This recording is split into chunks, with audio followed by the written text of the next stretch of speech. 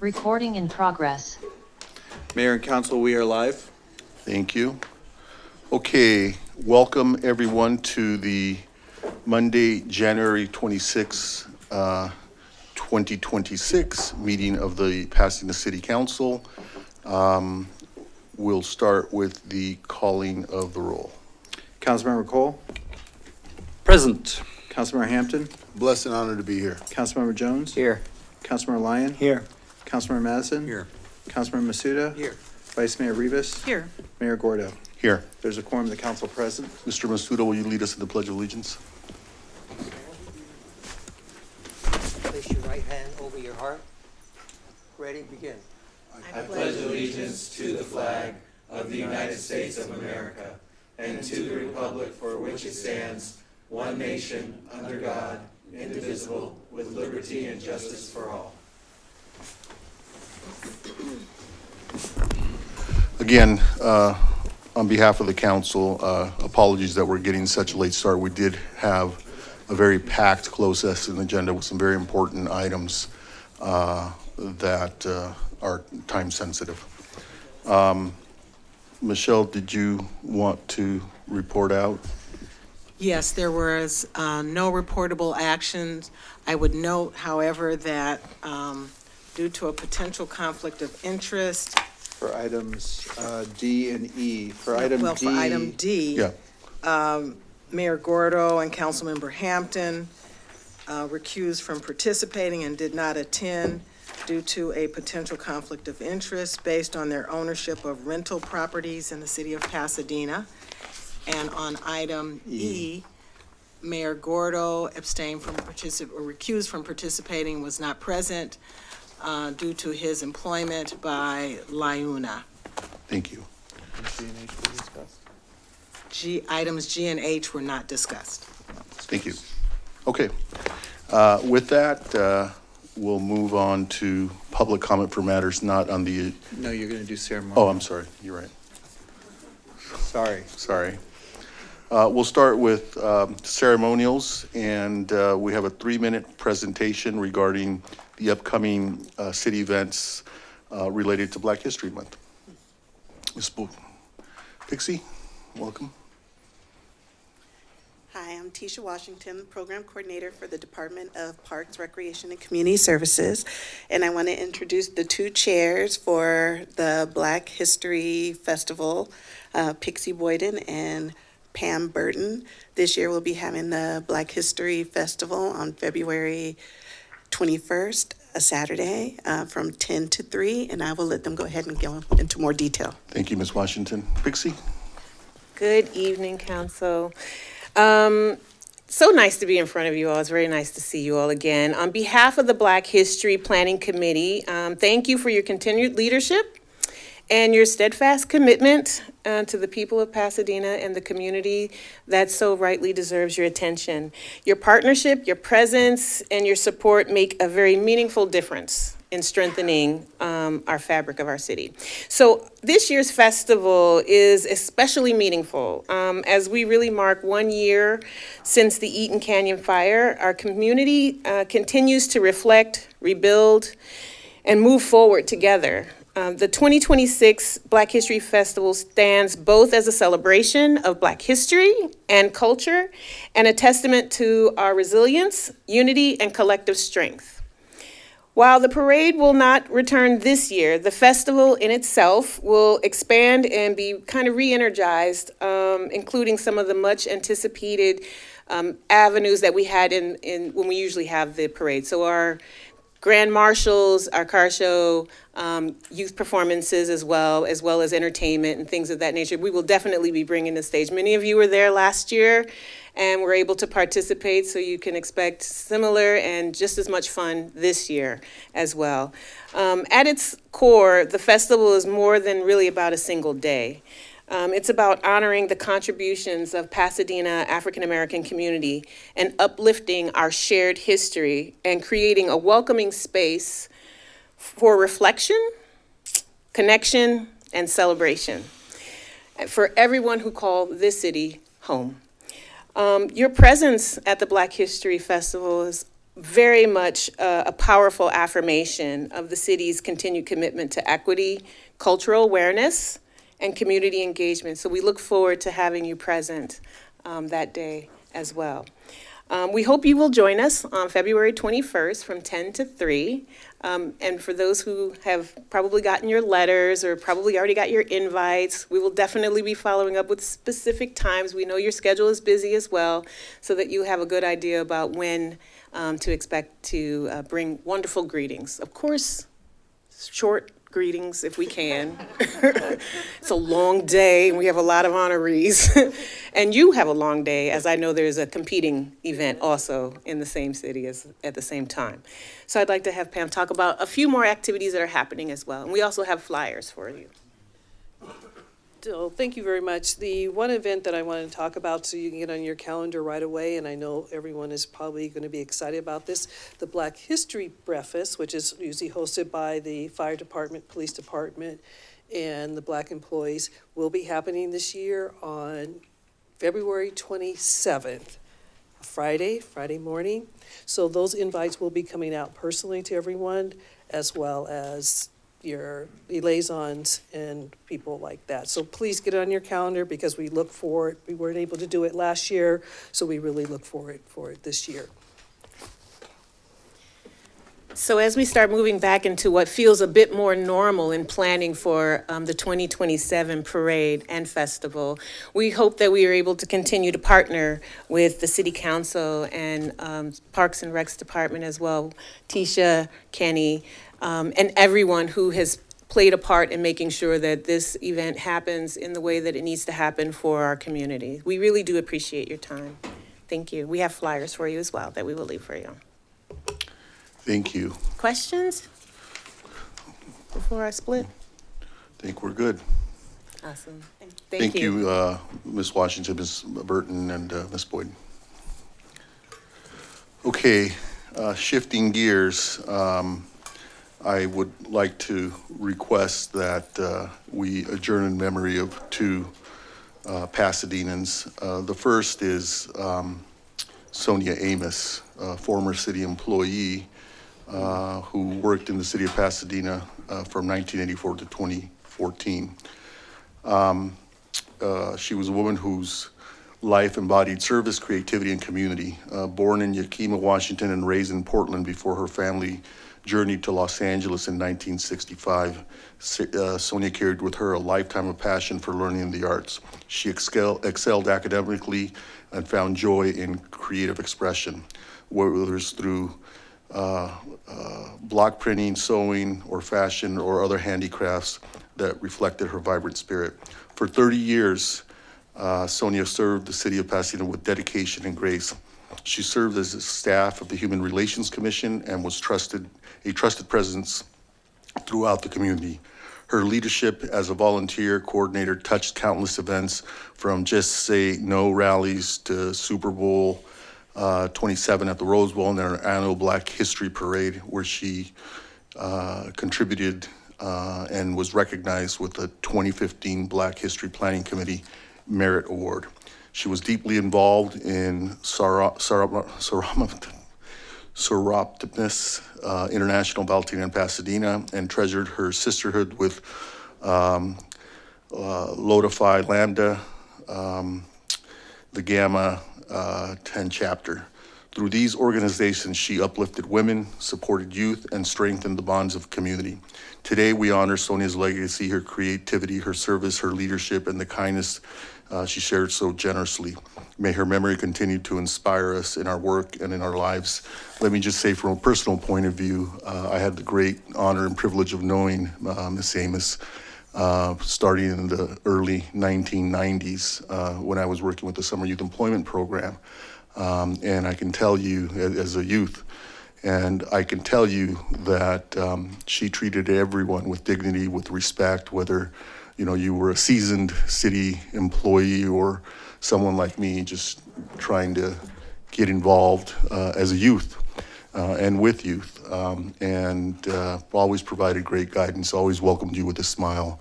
And so for me, this is a tremendous loss of someone who was a teacher, a mentor and just a kind person. And so I would ask that we adjourn in Sonia Amos's memory. Mr. Jones? Thanks, Mayor, and I join you in that adjournment. I've known Sonia for a long time. I met her as a Summer Rose program intern with the city of Pasadena, and I ended up working with her when I was on the Human Relations Commission, and she was just a very kind, gentle soul, always encouraging and uplifting to just younger people and people in general. And she was a District 3 resident as well, and I remember engaging with her a lot. And so I think this is a major loss for her family and a major loss for our community and city. Absolutely. I think I share in your comments. We both had the great benefit of being guided by her. Mr. Mayor, Yes. I Mr. Cole? will simply echo the comments that both of you made. She joined the city when I was on the city council prior to this term, and I have the exact same memories and regard for the contributions she made to our city and to our community. Thank you, Mr. Cole. I would also ask that we adjourn in memory of Peter Reed Miller, Pasadena native, Pasadena High School graduate and photographer. Peter was a local whose remarkable eyes shaped the way America saw sports for more than half a century. A Pasadena High School graduate, he began photographing games as a teenager and went on to become one of Sports Illustrated's most prolific visual storytellers, with more than 100 covers in his name. Over a career spanning nearly 60 years, he captured the drama and emotion of 9 Olympic Games, 41 Super Bowls, and countless other championship moments with a signature blend of precision, artistry, and instinct. Beyond his extraordinary body of work, he generously shared his craft, teaching workshops, speaking at industry gatherings, and mentoring the next generation of photographers. His influence extended into the broader arts community as well, including long service on the board of LA Harbor International Film Festival. Canon USA honored him as a, quote, canon legend, close quote, a reflection of the deep respect he earned across the photographic world. Today we honor a native of Pasadena whose talent carried him to the world's biggest stages, yet whose legacy remains rooted in the passion he discovered here at home. His contributions to visual storytelling, to sports, and to the arts endure. And I'd like to suggest that we adjourn in his memory with gratitude for a life fully and well lived. I didn't have the honor and pleasure of knowing Peter, but when I read his story, I thought, you know, what an amazing story from right here in our community. And so I am recommending that we adjourn in memory of a fellow Pasadenan who accomplished great things in his life, and also a Pasadena High School graduate. Thank you. Public comment? Next, we will turn to public comment for matters not on the agenda. We have 17 speaker cards. I'm going to ask that we, given we have a packed agenda, that we limit comments to a minute and a half. If you want more time, you can wait to the point in time when we complete the agenda, and we'll grant you more time. At the end of the meeting? At the end of the meeting, yes. Otherwise, a minute and a half, and if you hear something from the speaker before you, you can just say, I concur with the speakers before me. As the clerk will read out 5 names at a time. Please form a line in the middle if you hear your name in the middle aisle. And I'll ring a bell when you have 30 seconds left on your time. Brandon Stansel and Luis Ayala, I think, have submitted a card together, but Brandon Stansel, followed by Joseph Robledo, Step forward, sir. and then Christina Gonzalez, and then Rudy Martinez. Is it Brandon Stansel and Luis Ayala? Are you going to present together, or? Yeah, that's fine. Welcome, Okay. sir. Go ahead, you have a minute and a half, go ahead. Thank you. Good evening, Mayor, Council, City staff. Chief, how you doing? My name is Brandon Stansel with Athens Services. Just here to say one Happy New Year, first year of the meeting that I've been here. Just wanted to introduce myself again. If I haven't met all of you, I've met some of you, haven't had the pleasure. Just want to just do a formal introduction, then also open an invitation to our new Irwindale facility. That's a recycling facility. It's a state-of-the-art facility that we just opened last May. Really want just would offer invitation to any council to just take a tour. If you have any questions about Athens Services, I'll be happy to help. And then I will pass the new introduction to our new vice president who just started with us a few months ago. Thank you, sir. Thank you. Yeah, Luis Ayala? Yeah, Welcome. thank you, Mayor and Council. Just want to take a minute to introduce myself. I'm the new Regional Vice President of Government Affairs for the area, which includes Pasadena. I do live in Altadena. I've been there for about 6 years, but I very much appreciate your public service. I myself served on the Alhambra City Council for 12 years, and for the last 18 years, I actually worked in healthcare advocacy. So I'm very much in transition from learning how to talk healthcare to learning how to talk trash. And so We don't allow trash talking in here, sir. and so I'm really looking forward to working with my colleague and friend here, Brandon Stansel, to provide the best service to the city of Pasadena and continue to be involved in the community. So thank you for your time, and I think that was our minute and a half. I'll leave some cards back here in case you need to get a hold of us. Mayor, Thank you. briefly, I don't know if any council members have had an opportunity to visit the MRF in Irwindale. Yeah. It's impressive. Not that I'm advocating for us to sign any contracts with Athens or anything like that, but I do think for our young people, and I know that you guys are going to be given business cards, I would like to get you in contact with our school district superintendent, because I think it'd be a really interesting field trip for Pasadena Unified School District students, or even any of our independent schools, because what they're doing there it's beyond impressive. So I just want to say thank you guys for being out here today. It is impressive as the city's representative on the sanitation, LA County sanitation. It's an impressive operation. Okay, Joseph Robledo, followed by Christina Gonzalez, then Rudy Martinez, James Ditton, and then Timothy Ponticelli, and I can't read the last name, so I'll get to it. Go ahead. Joe, it's good to see you and Josie. Yes, thank you. Good evening, Mayor and members of the City Council. My name is Joseph Robledo, and I'm here tonight to speak about one of Pasadena's forgotten heroes, my father, Canto TNT Robledo. My father was known as a professional boxer, but that title only tells a small part of his story. To the community, he was a mentor, a teacher, and a man who believed deeply in giving young people a better path forward. He grew up with very little, but he understood something very powerful, that discipline, hard work, and encouragement could change the course of a young person's life. After his boxing career ended due to detached retinas and that left him totally blind in both eyes, he dedicated himself to working with kids, especially those who had few positive role models.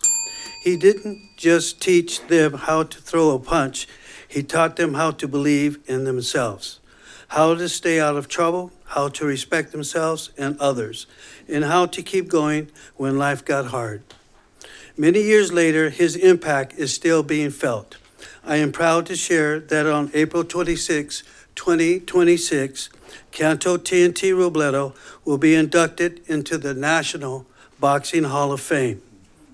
This is a national recognition of not only his athletic achievements, but of the life he lived and the values he stood for.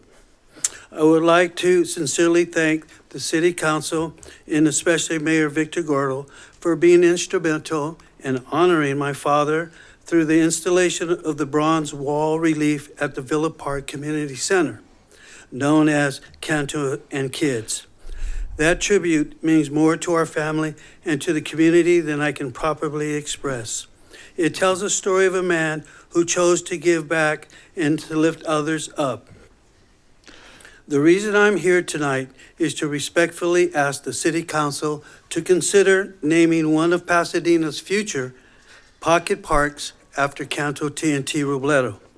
I can't think of a more fitting tribute than a place where children can play, families can gather together, and the community can continue to grow. just as he always hoped it would. Joe. Chris. Thank you. And and there's also, as you know, a beautiful rendering of a bronze statue. We did put up the wall relief, but that falls very short of the recognition that we should give Canto T. Robledo, your father. And so I'm going to ask the staff to resurface that statue rendering, and it's a beautiful bronze of him coaching while he was kids, while he was blind. And it's a beautiful statue of him and a young child, as you know. And so we should resurface that and move it forward through the Arts Commission. And if not place it at a park, certainly place it at Villa Park near the boxing ring, the first boxing ring I think in the state of California, and beyond. And so I think it's the appropriate thing to do, and he certainly earned it, and particularly now that he's going to be inducted into the Hall of Fame. So I'm going to ask that staff resurface that and bring it through the appropriate commissions. Thank you. Thank you. Thank you, Thank City you. Council members. Thank you, Victor Gordo. Mr. Mayor. Christina Gonzalez, followed by Rudy Martinez, then James Ditton, then Timothy Ponticelli Brown, and then David Moore. Good evening, Mayor and members of the Pasadena City Council. My apologies, I practiced this for 2.5 minutes, so I'm going to read really fast so I can get through it all. My name's Christina Gonzalez, and I'm the Chief Executive Officer at Impact Drug and Alcohol Treatment Center, an organization that's proudly served the city of Pasadena since 1971. I'm here this evening to formally recognize and express my sincere appreciation to the Pasadena Police Department, Commander Dawkins, and most importantly, Chief Gene Harris for his leadership, professionalism, and commitment to our Impact Alliance program. Impact Alliance is a collaborative partnership between Impact and the Pasadena Police Department that allows officers completing their field training to spend a day at Impact in plain clothes. During this immersive experience, officers step beyond enforcement and into a treatment setting. They observe programming, engage with patients, and gain firsthand insight into recovery and as a public safety solution. Historically, treatment and police work have not been spoken about in the same sentence or viewed as being on the same team, by fault of both sides, the addict and the officer. There has been a long misunderstanding of trust. What makes this partnership so meaningful is that together we chose to change that dynamic. This program began during Chief Harris's first week as Pasadena Chief of Police. We now enter our 3rd year. I'm going to skip on to this. The Pasadena Police Department has embraced this work with integrity and commitment. As a result, officers return to the field with expanded tools and a deeper understanding of SUD. When appropriate, officers are choosing treatment over jail. The shift has lowered recidivism and strengthened relationship between law enforcement and the treatment community we jointly serve.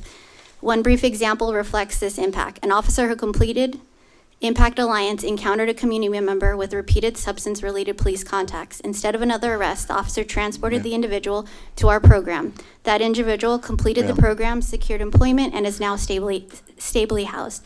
They are no longer cycling through emergency response or incarceration. If you could. Mayor, just not to cut you off at all, because what the work that Impact is doing is God's work, in my opinion. Yeah, it is. It's amazing. But I do think trying to present what you guys are doing in this forum, I think that public safety would be great to actually have it as an agendized Wherever item, you'd like me to speak at. or we could have We'll have more of a dialogue there in the Okay. presentation. If you'll leave your information, I agree. I'm very familiar with Impact House and the work, and knew Jim Stillwell, the former executive director, personally and well. And I think Mr. Hampton's correct. It deserves more time. And if you leave your information, we'll reach out to you. Absolutely. Thank you. Thank you again, sir. Thank you. Rudy Martinez, followed by James Ditton, then Timothy Ponticelli Brown, and then David Moore, and then Vincent DeStefan. Sir. All right, good evening, Mayor and members of the Pasadena City Council. Thank you for allowing me to speak this evening. My name is Rudy Martinez. I'm a graduate of the Impact Alliance program at Impact Drug and Alcohol Treatment Center. For most of my life, my relationship with law enforcement existed on paper, probation, parole, court dates, and conditions. I was first placed under supervision as a teenager, and for decades, I didn't know life without it until now. After completing treatment and Impact Alliance, I'm standing here today as a registered substance use disorder counselor working on Impact's community engagement team. I'm a father, husband, I'm a son and grandson to my grandmother.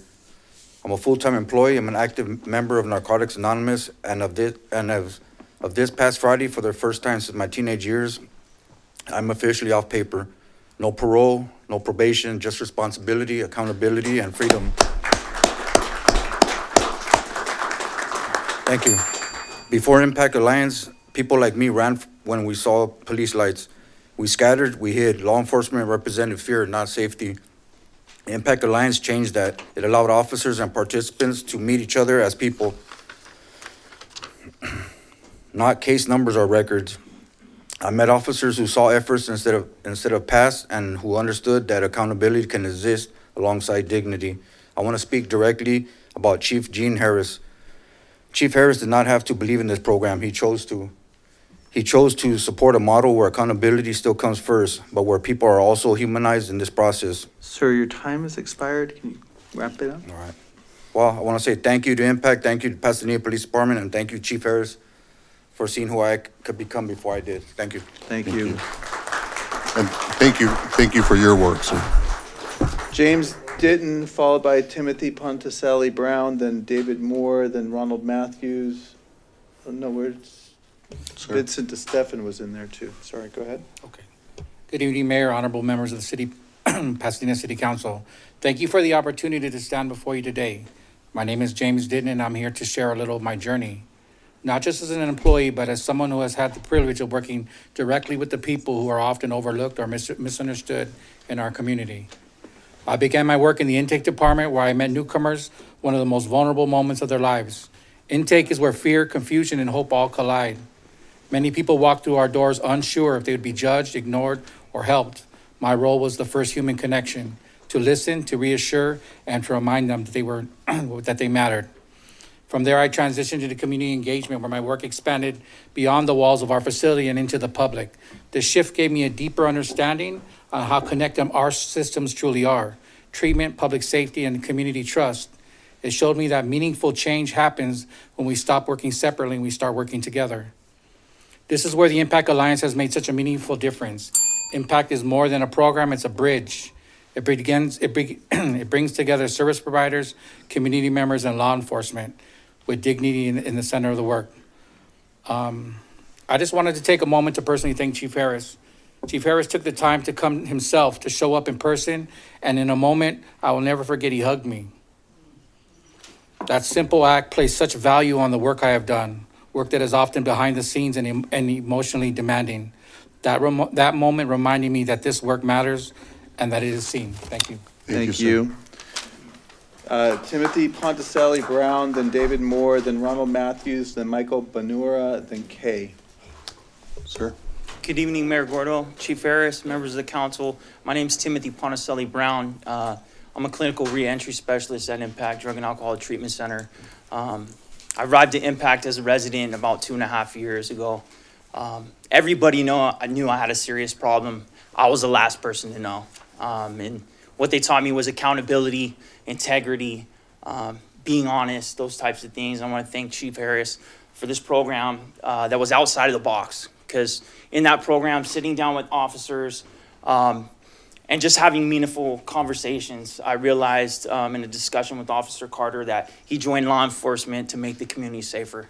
And so the principles that Impact taught me, thank you for that chance, the partnership, and make Pasadena a safer community. Thank you. Thank you, sir. Thank you. David Moore, followed by Ronald Matthews, Michael Banura, Kay, and then Randall Hine Lamb. Good evening, Council. My name is David Moore. I serve as the Community Engagement Director at Impact, and I am grateful to Christina Gonzalez for her fearless lead and innovative ideas for this program, and thank Chief Harris. I want to speak to the transformative value of Impact. I showed up there as a former resident of the CDCR in 2018, and after going through Impact and really changing who I was able to be the commencement speaker at the 2023 Pasadena City College and share my story in front of thousands. I'm a student at the USC, just got accepted to a master's program, and it just speaks to the transformative value of what Impact can produce and the programs we have. I have an opportunity to speak with these officers one-on-one, and there's something that speaks to reducing the stigma, humanizing the experience, and making that a reciprocal effect. They get to know us, we get to know them, and we've seen the power of that experience. We've presented across the country, in Maine, in Chicago, to gang conferences, and law enforcement and providers, they eat up what we're doing here in Pasadena, so I thank you all. Thank you.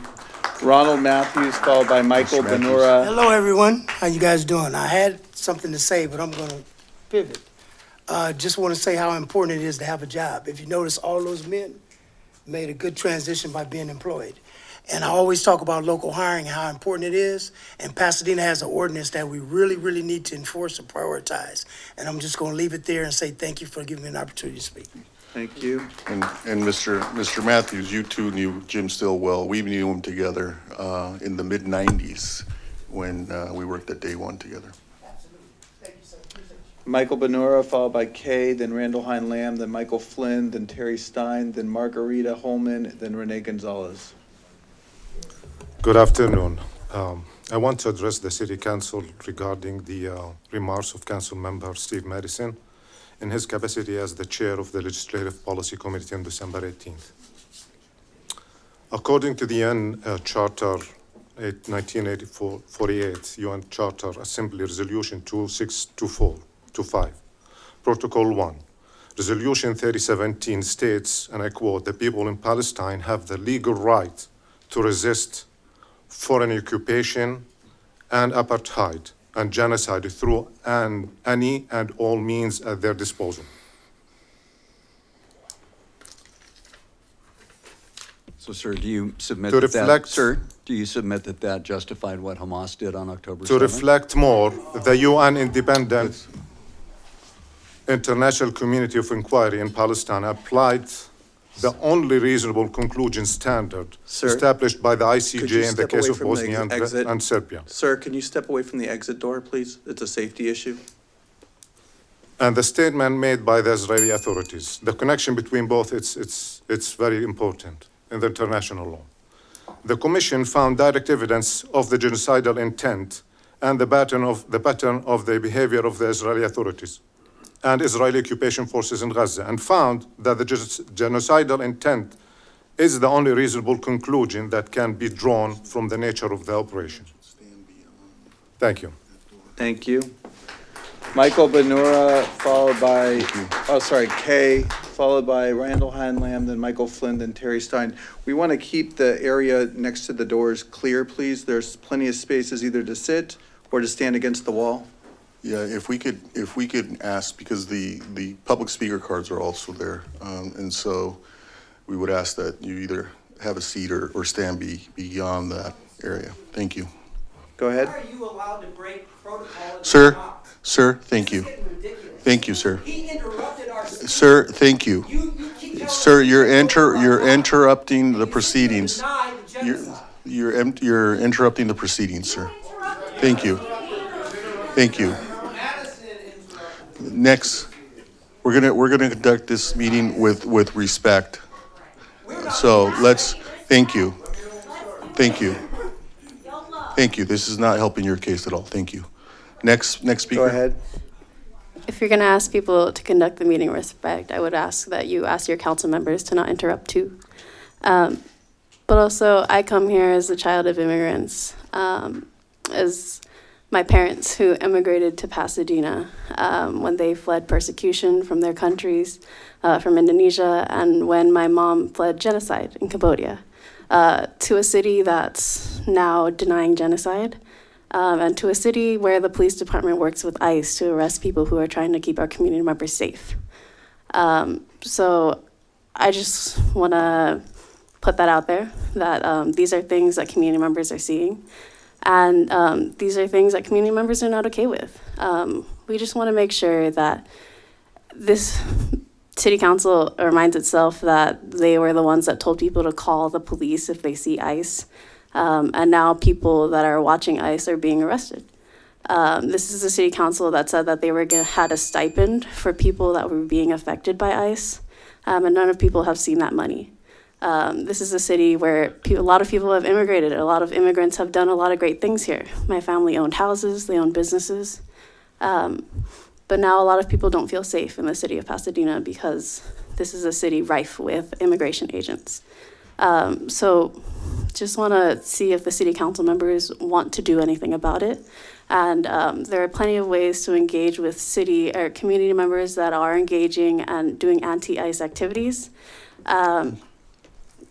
And just hoping that you guys care a little bit more about the city, the constituents. Thank you. Thank you. Randall Hine-Lamb, then Michael Flynn, then Terry Stein, then Margarita Holman, and then Renee Gonzalez. Sir, welcome. Thank you. Randall Hine-Lamb, a member of Jess Rivas's district. Last week, we observed Dr. Martin Luther King Jr.'s birthday, and I hope you all found ways to remember and advance the cause of civil rights. In addition to his work in the U.S., Dr. King was a staunch opponent of South African apartheid, viewing it as an abomination, a moral parallel to segregation. He was not afraid to call for nonviolent international intervention, including boycott, divestment, and sanctions, which he described as a potent nonviolent path to effect change. Dr. King was murdered shortly after Israel occupied the West Bank and Gaza, and so he said little about Israel's action. But his famous quote, "Injustice anywhere is a threat to justice everywhere," gives us an insight to his global perspective on human rights, including the struggle against apartheid. We do have clues, however, about his position. We know that in 1964, in a speech in London, Dr. King expressed strong support for Nelson Mandela and the anti-apartheid struggle. In his papers, there are notes regarding a possible visit to Israel and his ambivalence about how such a visit would be interpreted in the light of the Palestinian struggle. I'm going to skip ahead. So it's not difficult to imagine that Dr. King would have had strong opposition to Israeli apartheid in the West Bank or the genocide that continues in Gaza. Therefore, I urge all members of this council to adopt new guidelines on investment, which we trust are coming out of the Legislative Policy Committee, and also to urge divestment by members of the FPRS board. Thank you very much. Thank you, sir. Thank you. Michael Flynn, followed by Terry Stein, then Margarita Holman, then Renee Gonzalez. Sir, welcome. Hi. I wanted to say a brief statement about liberalism. America was founded based on liberal values, the principle that all men were created equal, and that every human being is endowed with inalienable rights, equal before the law. Everyone on this council is a committed liberal, I believe. You believe in Martin Luther King's message that people should be judged by the content of their character and not on inborn characteristics. There is an important contradiction, however. The ideology of liberal Zionism supposes that one can be a good liberal while supporting Jewish nationalism in Israel. Liberal Zionism holds that everyone is equal before the law in the United States, but in Israel, security concerns override this fundamental commitment. Palestinians are judged based on their ethnicity. They are forced to use certain roads, to live in restricted areas, to go through checkpoints. Their houses are systematically confiscated. They are subjected to apartheid, and in addition, they are subjected to genocide.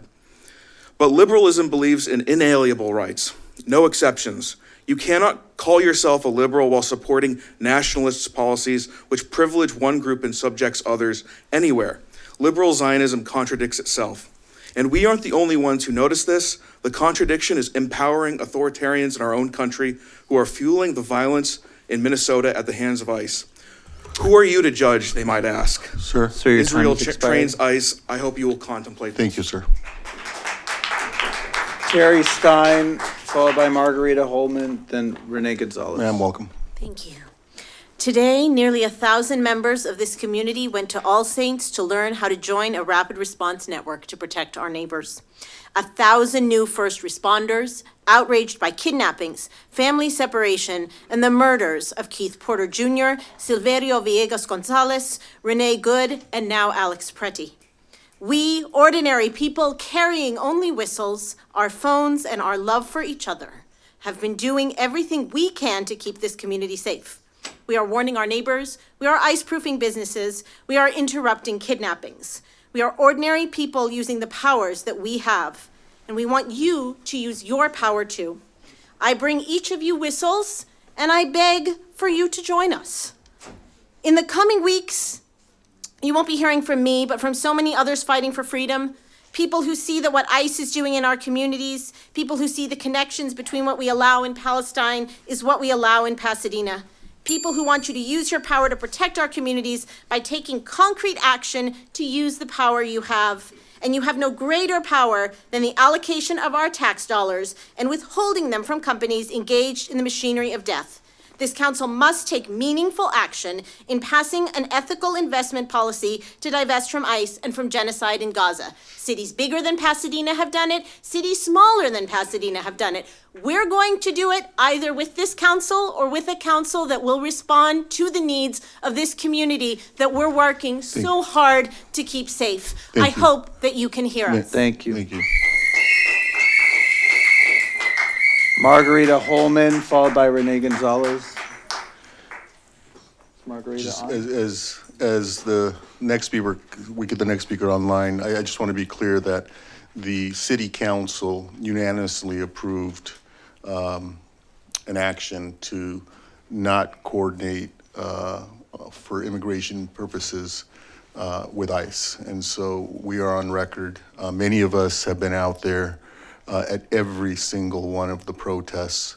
And I want to thank the community for conducting themselves in those protests in a very responsible way, but exercising their First Amendment right. And so I encourage that, and I know all of my colleagues, to a member, does as well. And Mr. Mayor, we are a party to a lawsuit against ICE for the tactics in our community. We won a temporary restraining order along with the lead plaintiffs, and that is currently in abeyance because of the appeal from the Trump administration. Mr. Madison? Thank you, Mayor. I just want to echo your comments and my colleagues, but I think we need to say more tonight in the wake of what's happened in Minnesota. You know, it was one thing when ICE was, disappearing hardworking people and claiming that they were murderers and rapists and criminals, and they were not. They are not. It is not a crime to be in the United States without documentation.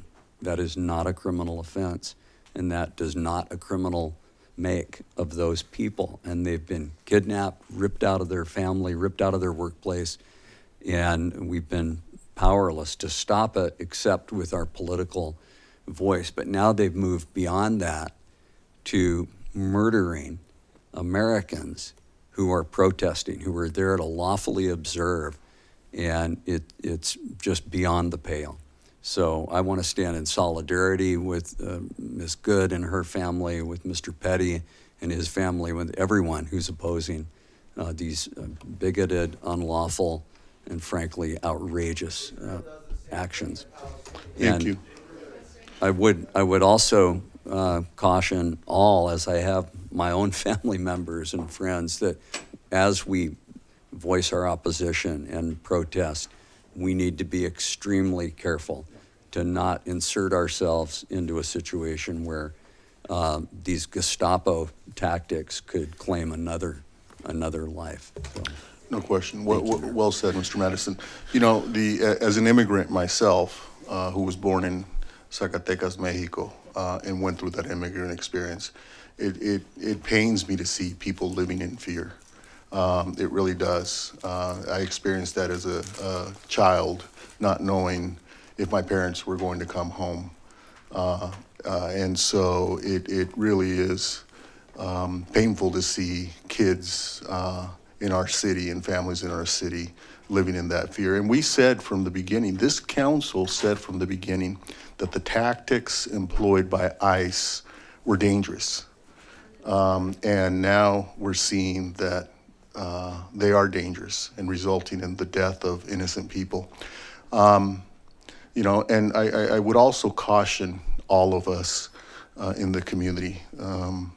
You know, there's no question in my mind that ICE is employing tactics to divide us, to bait community members, to divide our local police officers, from the community. And we should be united. This is not a time to allow an outside federal agency that I believe is acting unlawfully, certainly unethically and dangerously, to divide us. And so I'm pleading with the community, recognize what's happening. We are being baited for the purpose of dividing us, and we shouldn't allow that to happen. Sorry, Mayor. Okay, thank you. Go ahead, Mr. Clerk. Sorry. Renee Gonzalez. Mr. Gonzalez, welcome. Mr. Gonzalez, can you hear us? He's coming online. Is he there? Thank you. I'm receiving the unmuting Go ahead, your time. We'll start your time. Dear Mayor Gordo, can you hear me? Yes. We can. Okay. Dear Mayor Gordo and honorable City Council members of Pasadena, it is now more important than ever to reinforce the sister cities and the people-to-people relationships across the U.S. and send a world peace message to the world with actions and not just hollow speeches at the No Kings protest. This country is being dragged into war by this federal administration that continues to send threats to the world, announcing the rehauling of the warfare manufacturer and to speed up the process while here at home protesters are being assassinated in public view.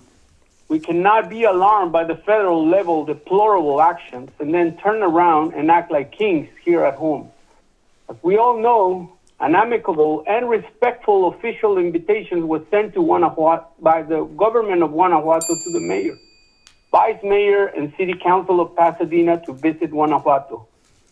By not responding accordingly, we're directly mirroring the federal administration disengagement and disrespect to the global community. I urge the city council to correct this long-standing omission and do their part on the sister city process that the community has worked very hard on and send an official response with a world peace message to the people of Guanajuato that have visited our city and have received 2 Pasadena Mr. Gonzalez, your delegations time with has open expired. arms. The community awaits a response. Thank you very much for your time. Thank you, Mr. Gonzalez. That completes public comment on matters not Okay, on the agenda. thank you. Next, we'll move to Consent. the consent calendar, and I'll entertain a sweet motion on the consent calendar. I would just note that for item number 4, the city clerk's office received 1 letter expressing concerns with the use of canine scent evidence to prosecute individuals and provided comments on the matter. That information was distributed to the council, posted online as part of the record for this item. And thank you to all of the speakers for adhering to our protocols. Mr. Mayor? I'll make that motion to force Okay. the motion. I will second it, and I will put on the record what Mr. Jumsky has just alluded to, which is that the concern expressed about a canine being used in evidentiary proceedings is not what we're talking about.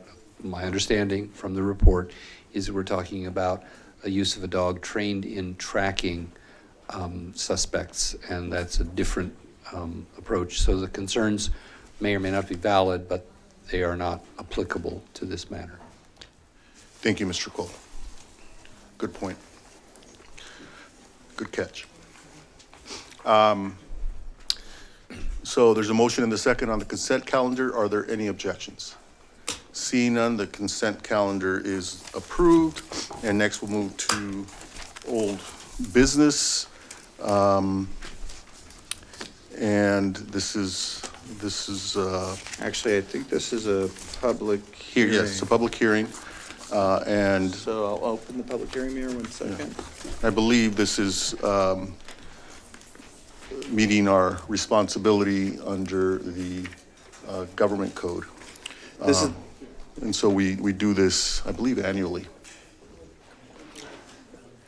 This is the time and place for the public hearing on the annual recruitment and vacancy report on January 12, 2026. The public hearing notice was published in the Pasadena Now and Colorado Boulevard on January 12, 2026. 1 notice was posted in the Rotunda.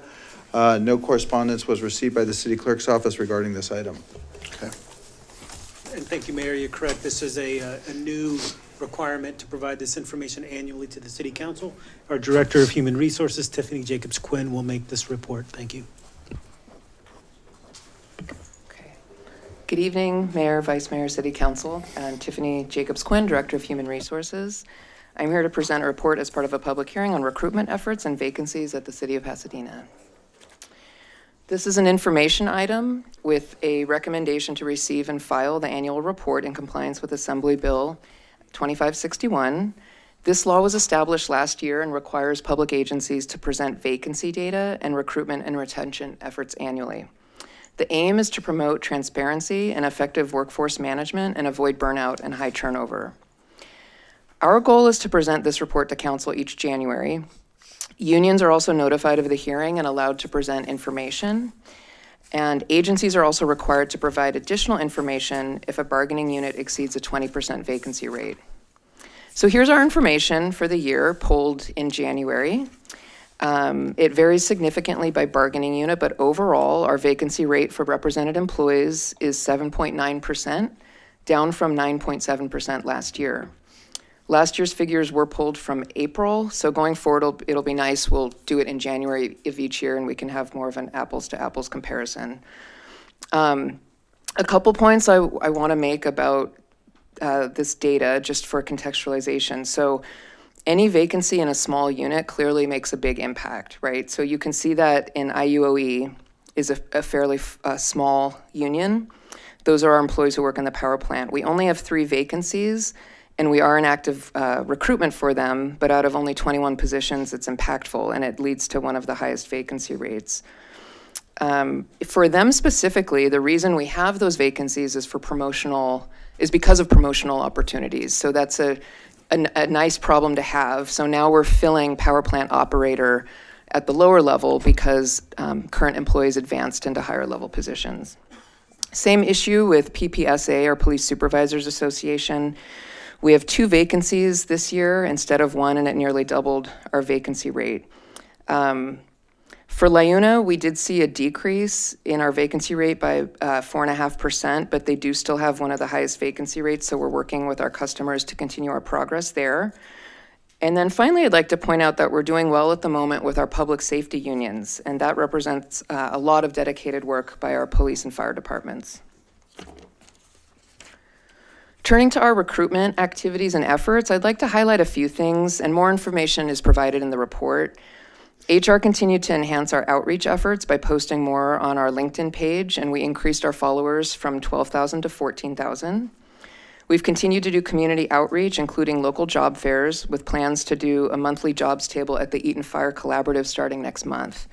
And hiring local residents is one of our performance measurements in HR. We've also continued to partner with PUSD on a successful job shadow program to encourage local youth with public service career as a career choice. HR is also pleased to share that we implemented the onboarding program that we mentioned last year, and it allows selected candidates to do all of their paperwork online in a seamless and efficient portal. This has reduced the timeline from at least a week to 2 to 3 days. We're committed to continuing efforts to track our recruitment lifecycle and find opportunities for getting things done faster, but still done with a commitment to competitive selection, merit-based hiring, and equal opportunity. And then I wanted to share a few highlights of our recruitment efforts citywide with our customer departments, and these are just examples of some of the great work that's been going on in terms of recruitment activity citywide. So in the fire department, HR helped support the 4th year of the paramedic intern program, which targets local talent and also helps to ameliorate the paramedic shortage. We supported the promotional process for the 3 new BCs, battalion chiefs, and then we have the Recruit Academy with 19 firefighter trainees, which is scheduled to graduate in April. In our housing department, which includes our MASH program, we're very pleased to share that we've developed an online practice written exam for MASH candidates in the labor track, and a link to that is already online, and we'll definitely include that when we do our next job posting for MASH. Our library customers asked us to develop trainings on the promotional process and interviews, and we delivered those. Parks has enhanced staffing for their ROSE program, which supports local youth with job training and skill development. And the reason they enhanced the staffing, and we helped with that recruitment, is that the program has grown and is successful, and it has expanded from a summer-only model to a year-round model. So they needed more permanent staff to help with that program. And then a couple really neat classification updates in police. We worked with them at their request to develop 2 senior level classifications, one in park safety and one in detention. And these lead classifications fill the gap between the journey level and the supervisor level to help with training. This also had the impact of providing promotional opportunities for our seasoned employees, and that has helped on the retention side of things. This has also contributed to what I was saying with IUOE is that we do still have vacancies at the lower level because of these internal promotions. And I know that Park Safety Specialist was a classification of interest when I did this presentation last year. So on that front, I'm pleased to share the current vacancy rate for Park Safety Specialist is 2 vacancies out of 9, and that doesn't include the 2 senior positions which are filled. Eligible candidates are currently in backgrounds to fill those 2 remaining spots. In Public Works, we collaborated with them to create the PRO team and staff it, and that helps address building and repair needs proactively to reduce long-term costs. We supported the recruitment and hiring of 7 new parking enforcement staff, FTE, which were authorized by council to support the Playhouse District and to also help lessen our reliance on Intercon, the contract service provider. And then finally, with Water and Power, we worked on them to improve our examination processes to ensure quality and consistency and introduce efficiencies where we can. Turning to retention, I'll start with the last bullet on this slide, actually, which is our voluntary turnover rate. It's decreased. Voluntary turnover is one of HR's KPIs that we measure each year, and we target 4%.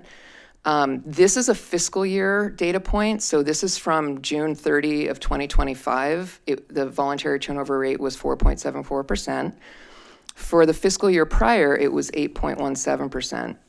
And during last year's budget presentation, I think council heard this several times, that personnel costs were up in part because departments had really worked to fill a lot of their vacancies. And the voluntary turnover rate, this isn't unique for us.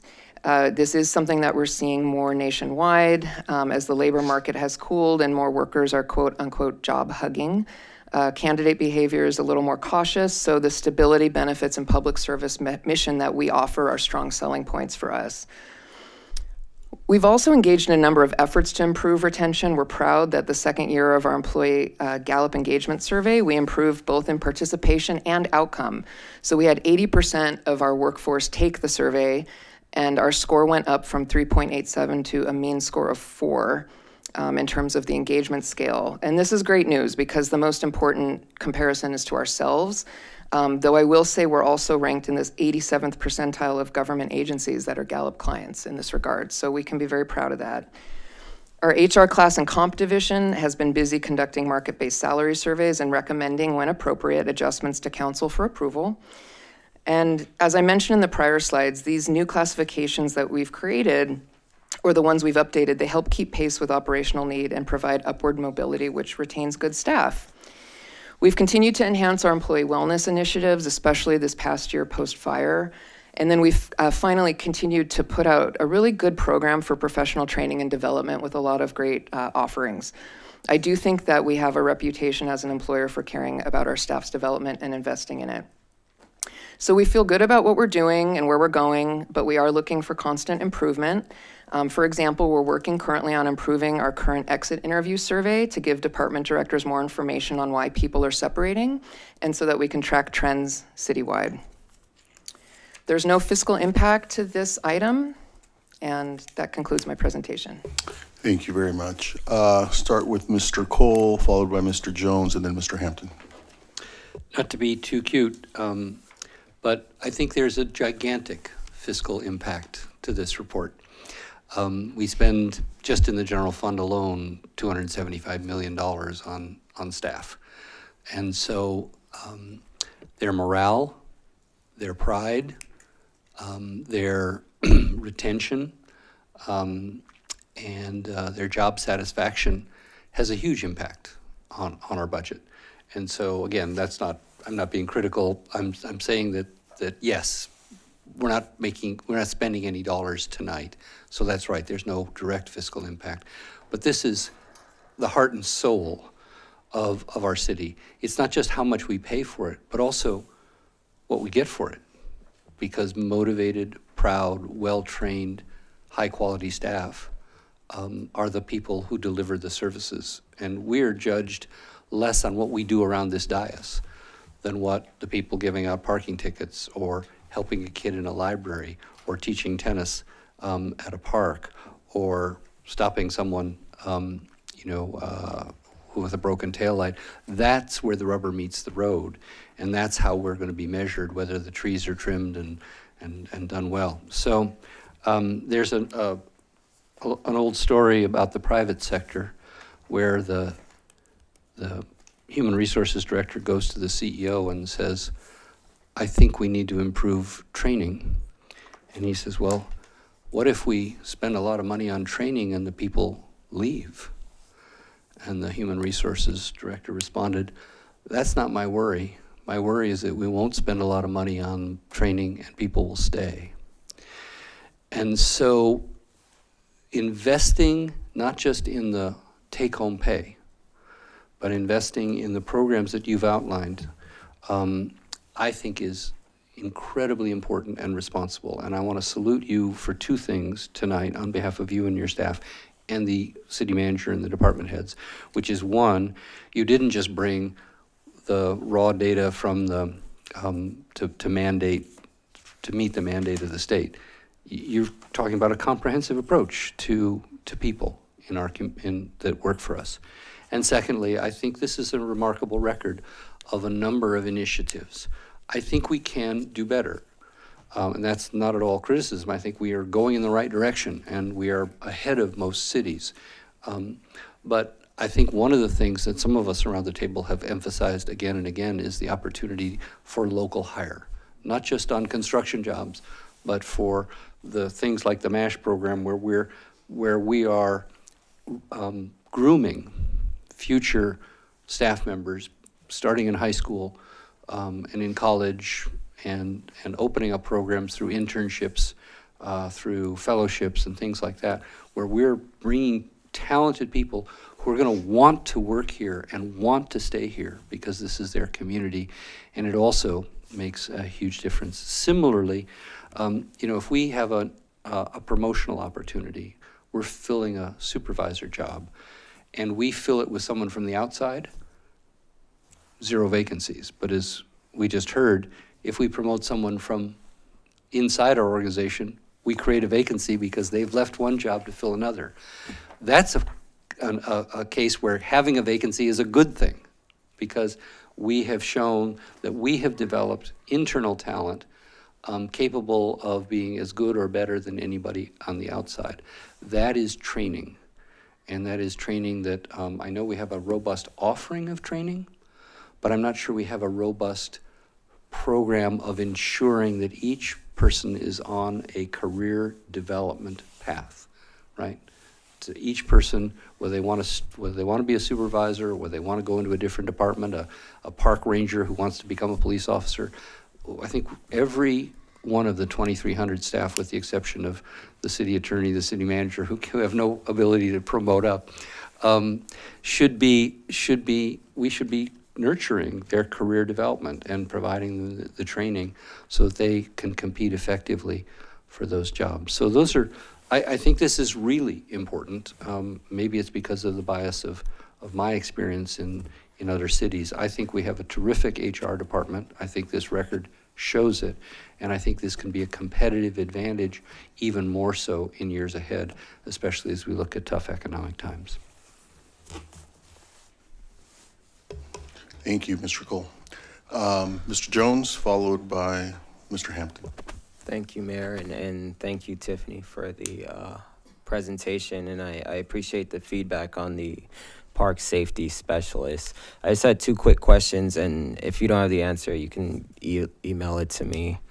Are we seeing more park safety specialists promote to police officers? Because I think that was brought up last year about some of the low or the high vacancy rates for park safety specialists. Are we still seeing that?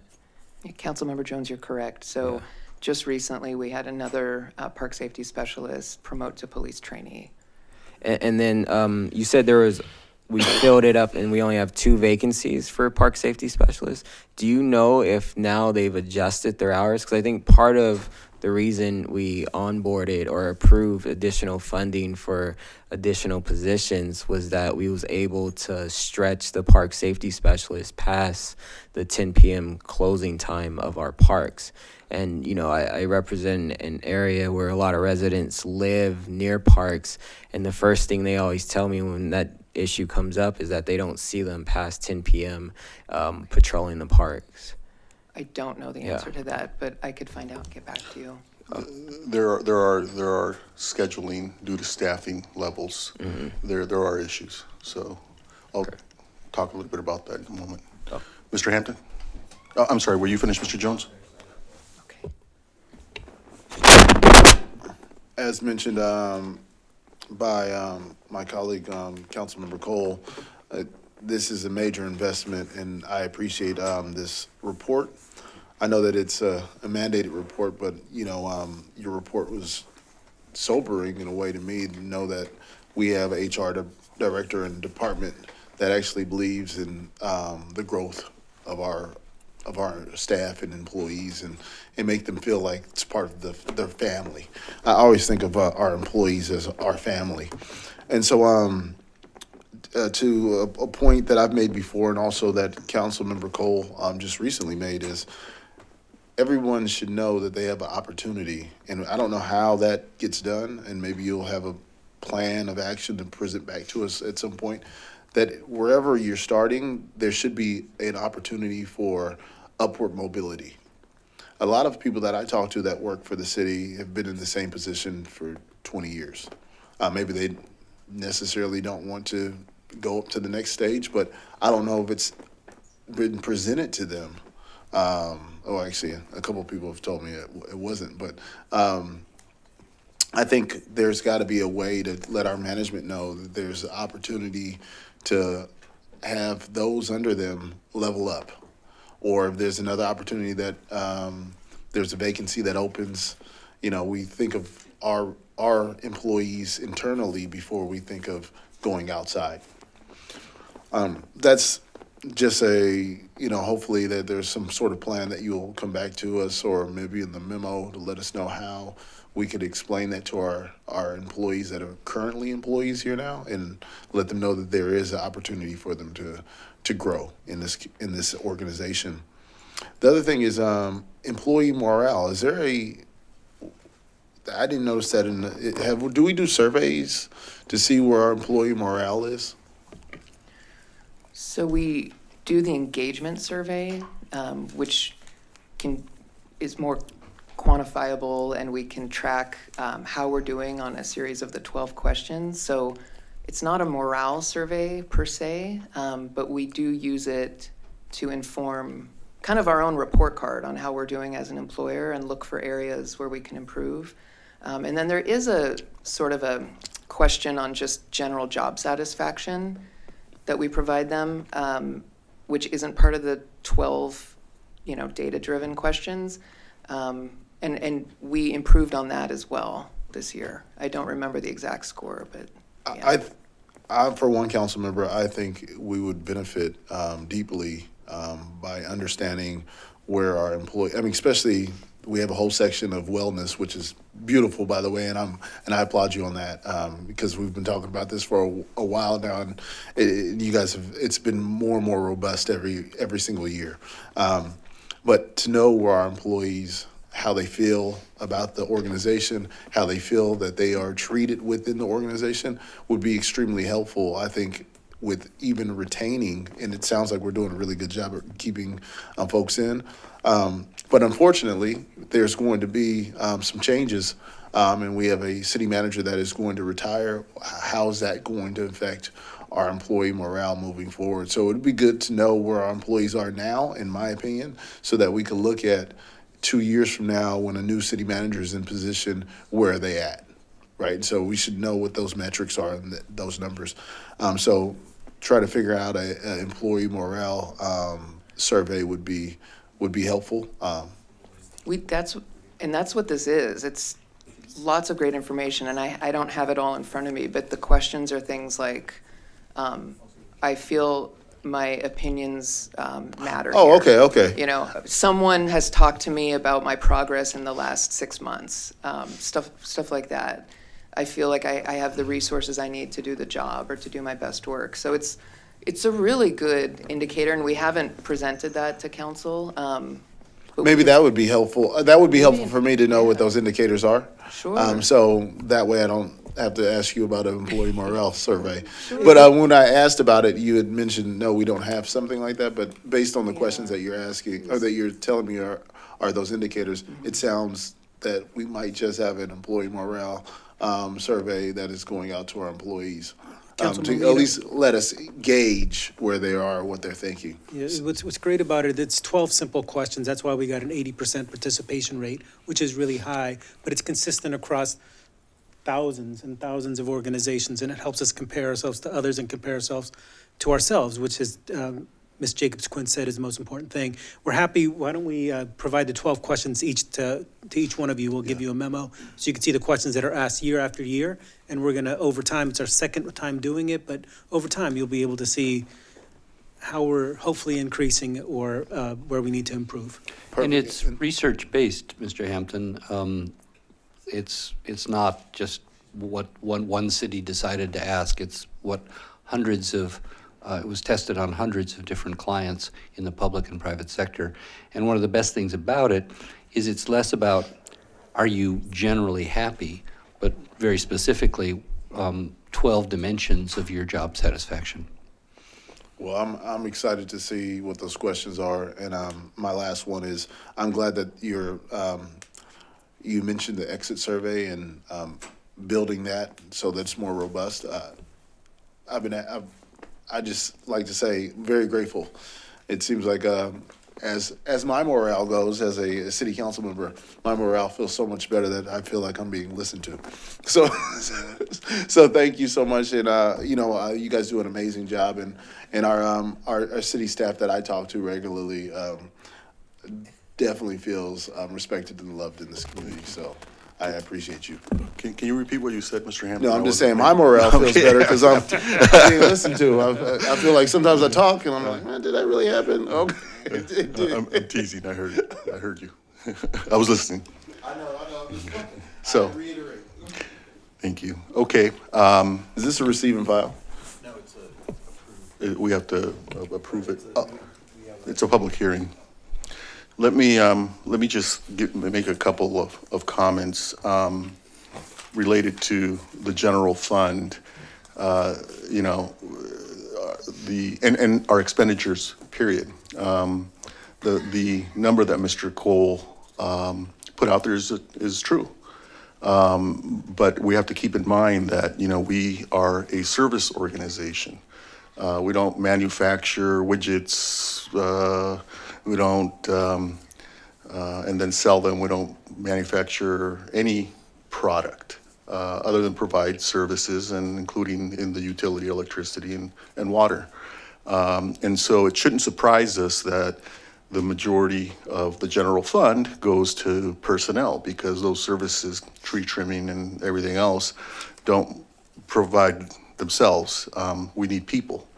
And we have a very good staff that provides those services. And so when somebody says to me, why are you spending so much on personnel costs? Well, that's the service that we're providing.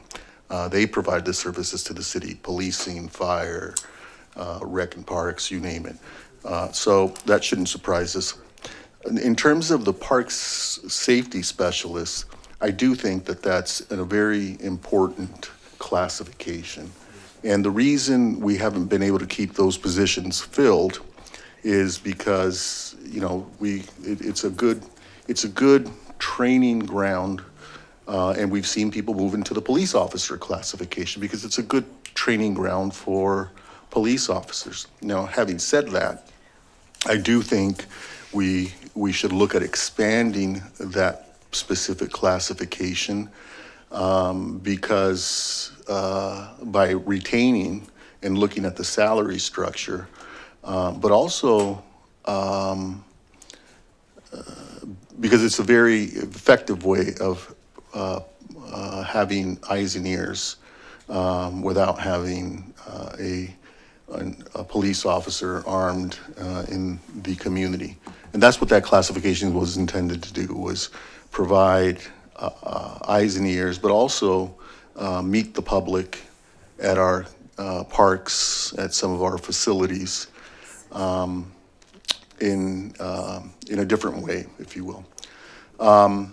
And so I also think we need a bridge class for the park safety specialists to move into. And what I'm referring to is a park ranger classification. We've talked a little bit about this, and I think it's something to look at so that we can capture that talent, continue to keep it in Pasadena, and then also provide a bridge class and career opportunities that isn't necessarily a police officer classification. And then from there, they can move on to the police officer classification. So I'd like to see us increase the number of park safety specialists. I think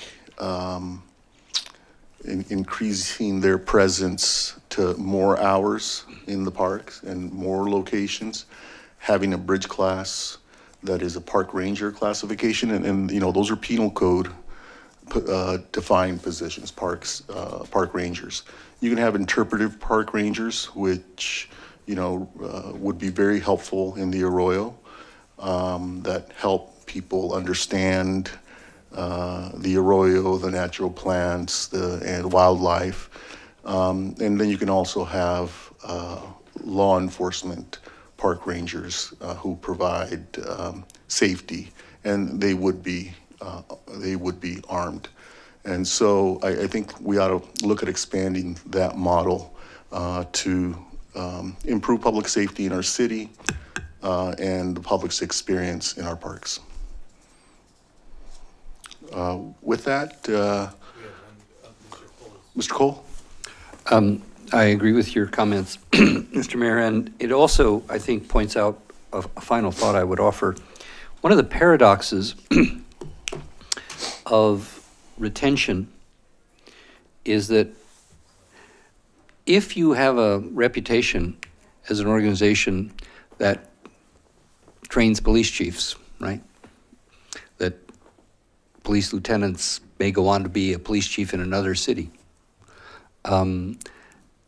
That actually helps you raise the level of satisfaction and ultimate performance. So that it isn't always just retaining people. If we are giving people the upward mobility that Mr. Hampton is advocating for, that may be elsewhere because the person above them is not going to retire for 10 years. But when you have a reputation as an employer of being that kind of employer, that you go there and you're going to get such great training and such great career nurturing that you can go on and do things in other cities, then people say, I want to go there, because that's a place where even if I don't get an immediate opportunity in that city, which they clearly favor, I'm still going to have marketability elsewhere. So it's a paradox. It's you know, you want to retain people, but you also want people, again, if they leave, that you get the reputation as a great place to work and a great place to get started. You don't want massive turnover, but for people to promote up and out, that's often a net plus. I mean, to segue on, I mean, to speak briefly on that, is our MASH program is a prime example of people coming in, we train them, and then they end up in Burbank, Glendale, El Monte, et cetera, or the county. So we just duplicating that, actually, or getting more people to get into that program would be great. But I agree with Councilmember Cole's perspective that people will want to work here because they know that they could leave here and end up a city manager or a police chief or whatever it may be.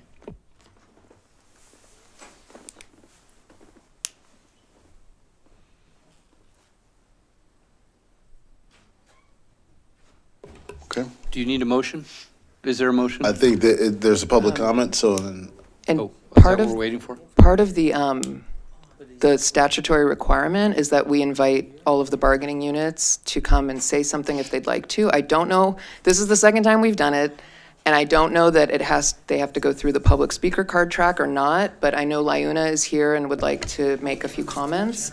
They did fill out a card, but I'd look to Mr. Chomsky if we can have, I don't know if it matters, but Lyuna is here and would like to make a few comments, and they're statutorily entitled to do so. They've submitted a card. I was going to call them, but I think the mayor has something to say. I think consistent with my prior recusals involving Lyuna, because I do work for Lyuna, I'm going to recuse myself and ask Ms. Rivas to handle this part of the matter. Thank you. I don't think there's a conflict of interest, but out of an abundance of caution.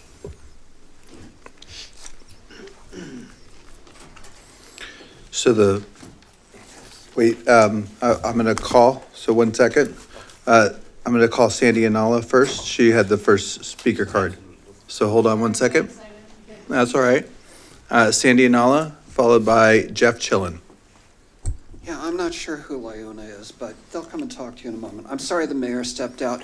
I just wanted to compliment you on adopting the Gallup Q12 survey. One of my favorite classes in my MBA program was Industrial and Organizational Psychology, Work Motivation and Behavior, and part of my thesis was... For the record, I'm here for your comments. I see you. Yeah, thank you. And part of my thesis project was tearing apart the Gallup Q12 survey and showing how it wasn't applicable to certain industries, but how it fit very well in service industries. And if I heard you correctly, you've run it twice. I would encourage you to keep running it. And because it's a little bit pricey, and I don't want to see it dropped out of the budget or picked at, Gallup also publishes some 2-page and some 8 to 12-page analyses of why each question is asked and what it really tells us. And if you're going to distribute the 12 questions, maybe attach that, the 2-page or the 10 or 12-page summary, because I got a lot more out of the survey by looking at that. But kudos to you for adopting that. I think it fits your organization well, and it can be used in so many ways. Thank you. Okay, now, consistent with my prior statements, I'll step out of the room. Thank you.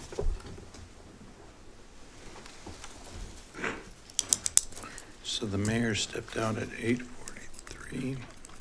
Jeff Chillen. Good evening, ladies and gentlemen. Thank you for all the hard work you guys do daily in and out for the organization in the city. My name is Jeff Chillen. I am a resident and employee of the city of Pasadena for the last 23 years, Parks and Recreation Services Department, although we've had many iterations of that name for the years that I've been here. I'm currently the Lyuna Local 77 president, and we just wanted to take this opportunity to point out to you what you guys have already kind of echoed about the services that we provide the employees and what they do day in and day out, just as yourselves. We recognize and appreciate the progress that the city has committed to reducing that 14% vacancy rate to 10% in this past year. As we approach our contract negotiations this year, we represent 300 city employees, and we see that this is a perfect opportunity to continue and build on the progress and work that you guys do, that we all do together to make this city and this organization run effectively, efficiently, and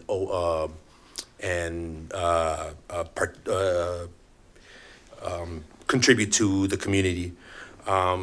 We don't see these vacancy rates as simply as a staffing issue, as some of the representatives here have echoed, but as a service issue as well.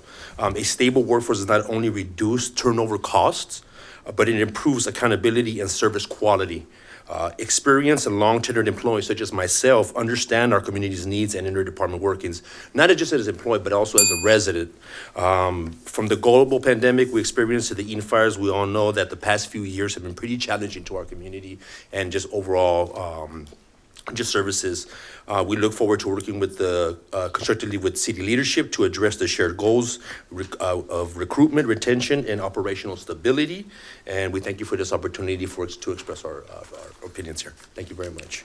Thank you. And Chris was from MASH, by the Oh, way. yeah, by the way, to echo what you were saying, Tyrone, he was actually a MASH worker, and now he's a full-time employee with the city of Pasadena. Yeah, so if you guys do anything with MASH, it's gonna be a big problem. Because, because it's definitely, denying, opportunities with guys like me, who was also a local from Pasadena and was just working every day just to try to come back to call Pasadena his home. So, thank you. Could you do me a favor, because you made comments, could you fill out a speaker card so we have your name to put into the record? Thank you. Thank you very much. Thank you. That completes public comment on this item.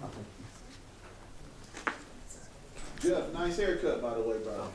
It never changes, man. All right.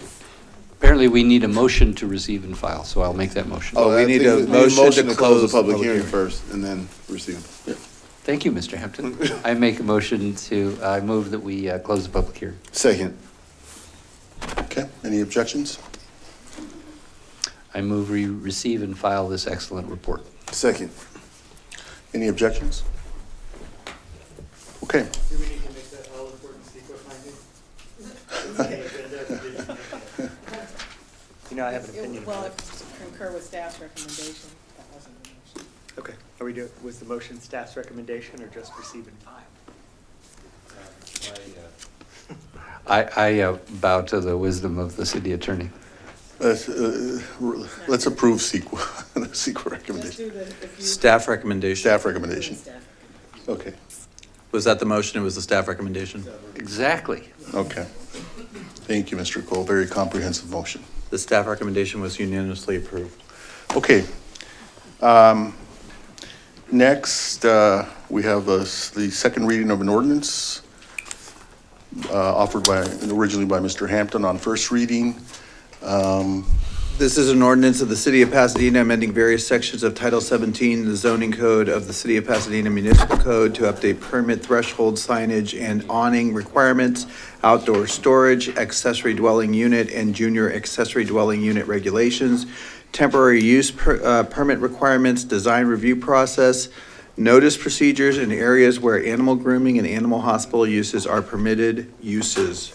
This was for this item? Okay. Do you want to call the speaker, Mayor? Yes. Mike Polka? Mr. Polka? Welcome back. I'll ring a bell when you have 30 seconds left. Go ahead. Honorable Mayor and Council. It's in regards to general. Mr. Polka, hold on one sec. Yeah, talk into the mic. There you go. I'll restart your time. Go ahead. It's in regards to general provisions for on-premise signs and other outdoor night lighting. This question is directed to the sustainability section of the city manager's office, specifically the environment. How do the ordinances changes address light trespassing and light pollution? Can the city manager please highlight the lighting ordinance changes that align with Dark Sky International by protecting wildlife? For instance, I could not find anything about restriction on amount of upward directed light and anything minimizing short wavelength bluish light. For those of you who are not familiar with Dark Sky, it is a nonprofit organization that advocates and protecting the night sky through education, advocacy, retrofits, community science, and more. The city of Malibu has a dark sky ordinance.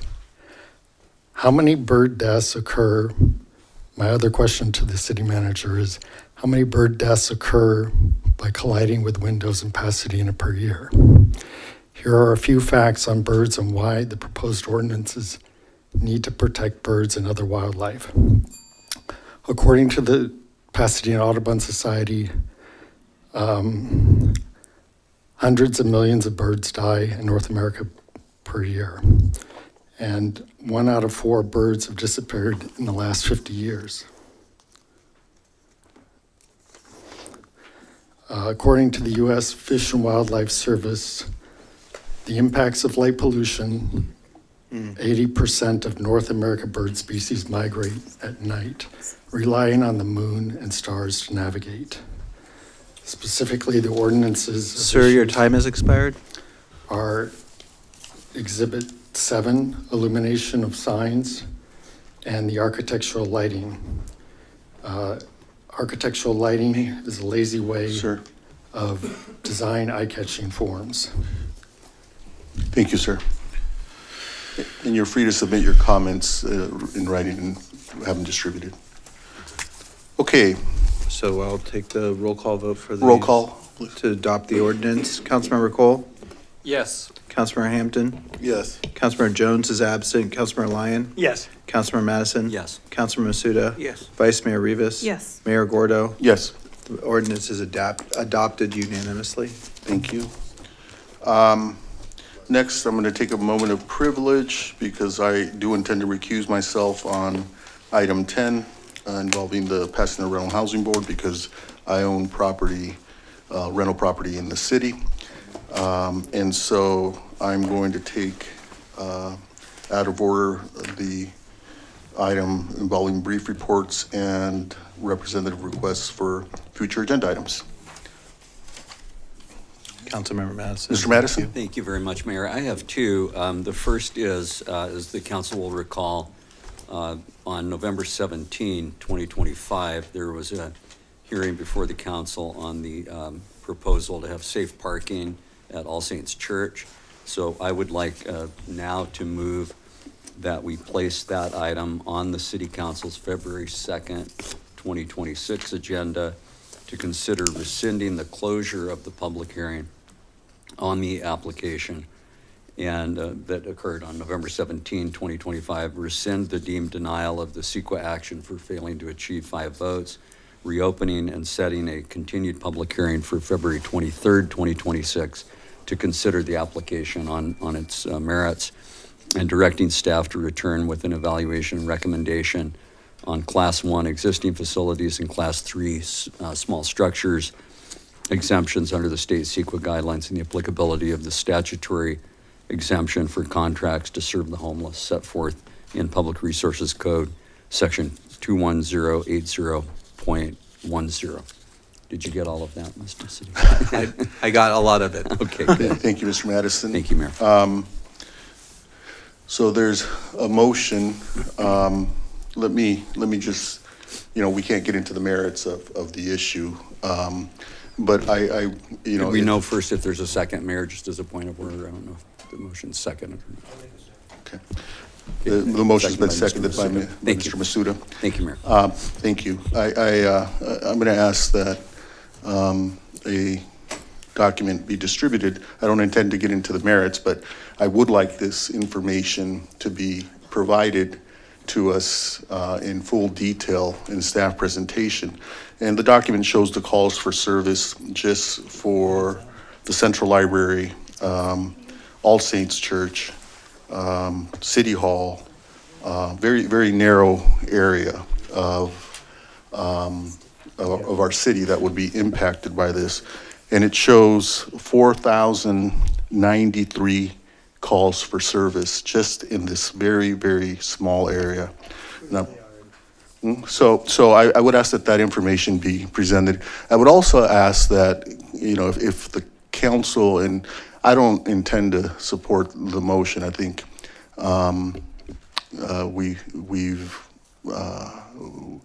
we had debate on it, but I would ask that if the council does support the motion, and I suspect that the council will, it's a properly made motion, but that we have alternatives before us that don't concentrate in one area, a problem that we know exists already in this area, and that we include city-owned sites. For example, the Rose Palace on Raymond Avenue that has a parking lot that's, I believe, better equipped to serve in this instance, including shaded structure. But we'll leave that for the merits. But I would ask that this information that I've had distributed to the council, and you can see the calls for service be made available to us. You want us to distribute that now? I don't recommend that. Oh, okay, then, You did ask for it to be returned with yes. that information. And also the alternatives, to see what are out there on city-owned properties, including Rose Palace.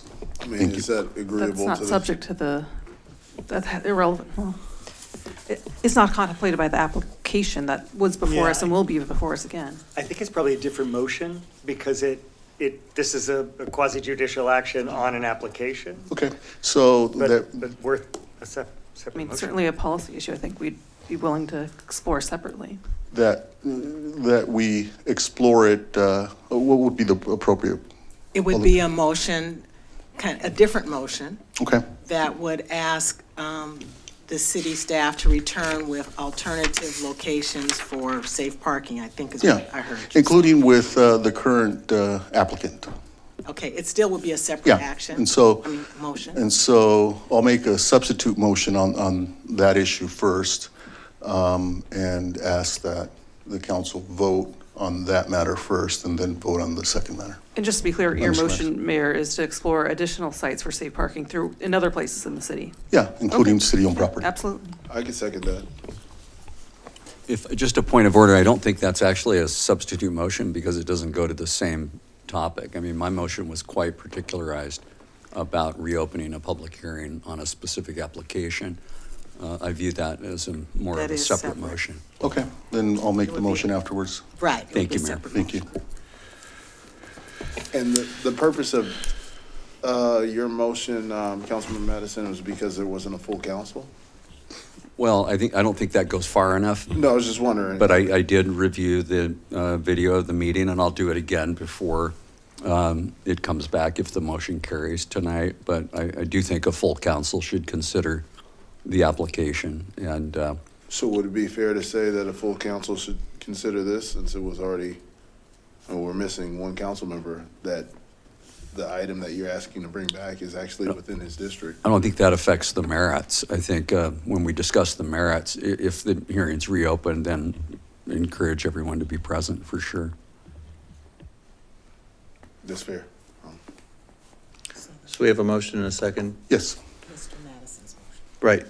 This is to agendize a safe parking application from All Saints Church on February 2nd, 2026, to occur to be on the agenda for the February 2nd, 2026 City Council meeting. Councilmember Cole? Yes. Councilmember Hampton? No. Councilmember Jones is absent. Councilmember Lyon? Yes. Councilmember Madison? Yes. Councilmember Masuda? Yes. Vice Mayor Rivas? Yes. Mayor Gordo? No. The motion carries 5 in favor, 2 against, 1 absent. And then, thank you, Mayor. My second item was, I've had some communications about this state legislative initiative called Zone Zero that relates to regulations that I think are still forthcoming that would require setbacks for vegetation around homes. And I had previously asked that legislative policy consider that, the committee that I chair, excuse me. But I was told that it was coming to public safety. And I'm just concerned because instead, and only one committee under our procedure can hear a matter, probably because of Brown Act considerations. But I wanted to inquire as to where that stood because I do think time is of the essence, and I'd renew my offer to take it to ledge policy if the agenda is the problem at public safety.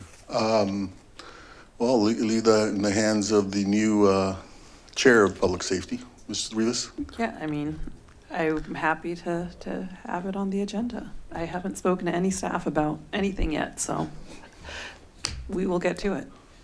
Well, that's fine, but my point was a slightly different one, that some time ago I asked that it come to ledge policy and was told, no, it's going to be heard by public safety. It needs to be heard very quickly.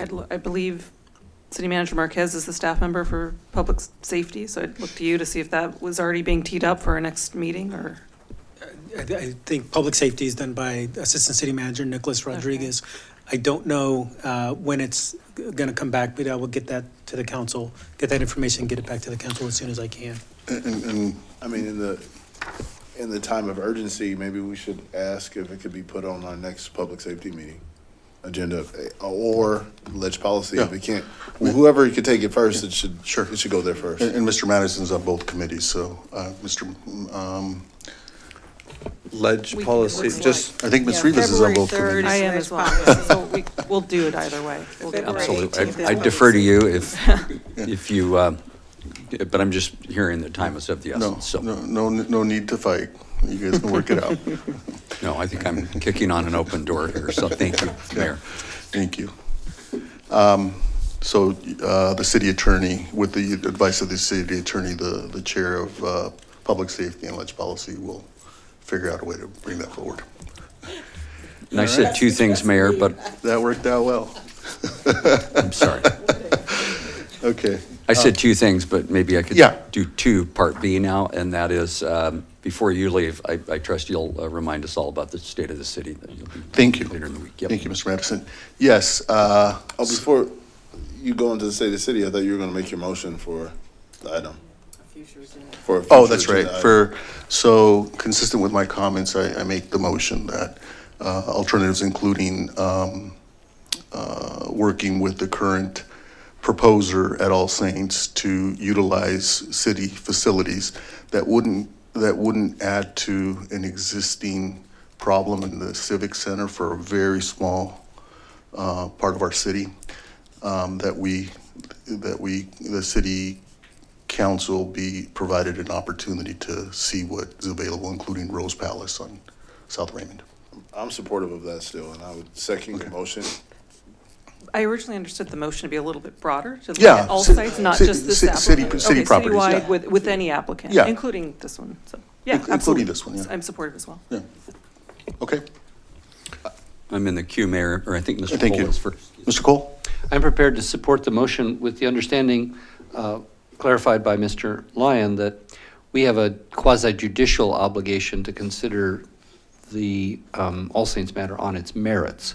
I also strongly support alternatives, including that operator operating somewhere else, but that has to be separate from. It'll be a separate matter. Yeah, and so I fully support, and I also hope this will come to the new Housing, Homelessness, and Planning Committee, and Sure. that it will include options for expanding our bad weather shelter to a year-round shelter, whether at that site or at a city-owned site, Yeah. et cetera. Absolutely. Absolutely. And I think the location that I mentioned provides that opportunity. The amendment? That's fine, yeah, actually. Thank you.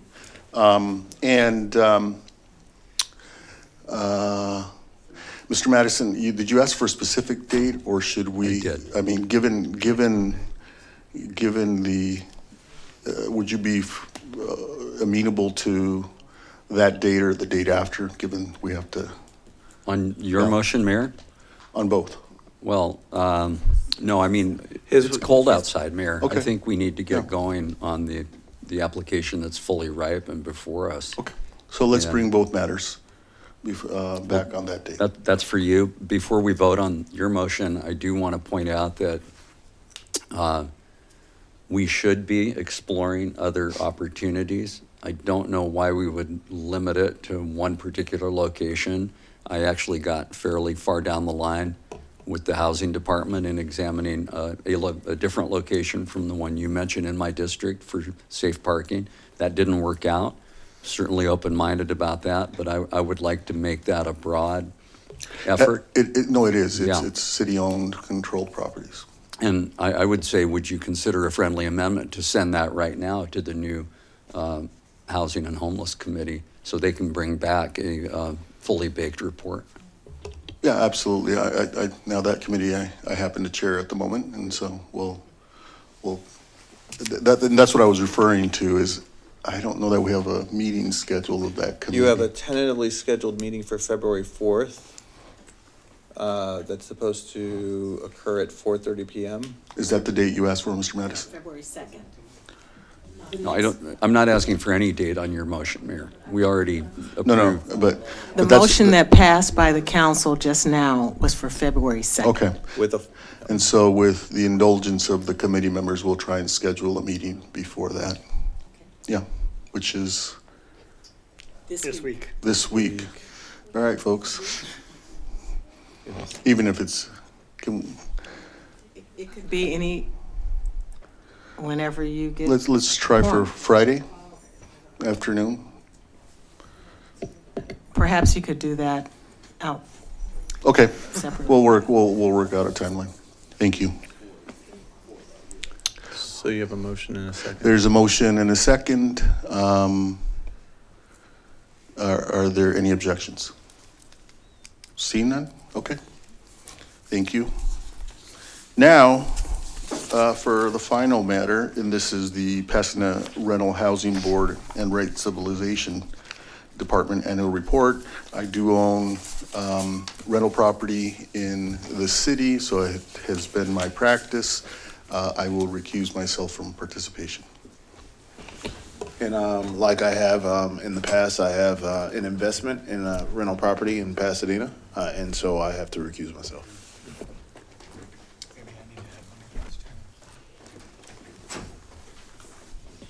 So we've got 5 council members left, and, I'm sorry.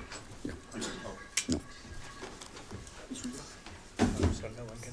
Yeah, I've got to travel in the morning, so I hope this will be a quick receive and file. It was a very comprehensive written report, but if I have to get up and walk out, we lose our quorum, so. Well,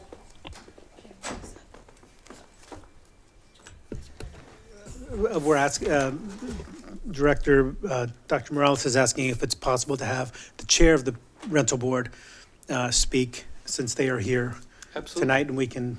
Absolutely. that sounds great. Yeah, if we can start with that. Thank you. You're up. And Thank you for let's joining us. Let's not time our commissioner. Yes, this is not public comment, right? This was good part of the presentation? Yes. Yes, thank you. Wow, I have arrived.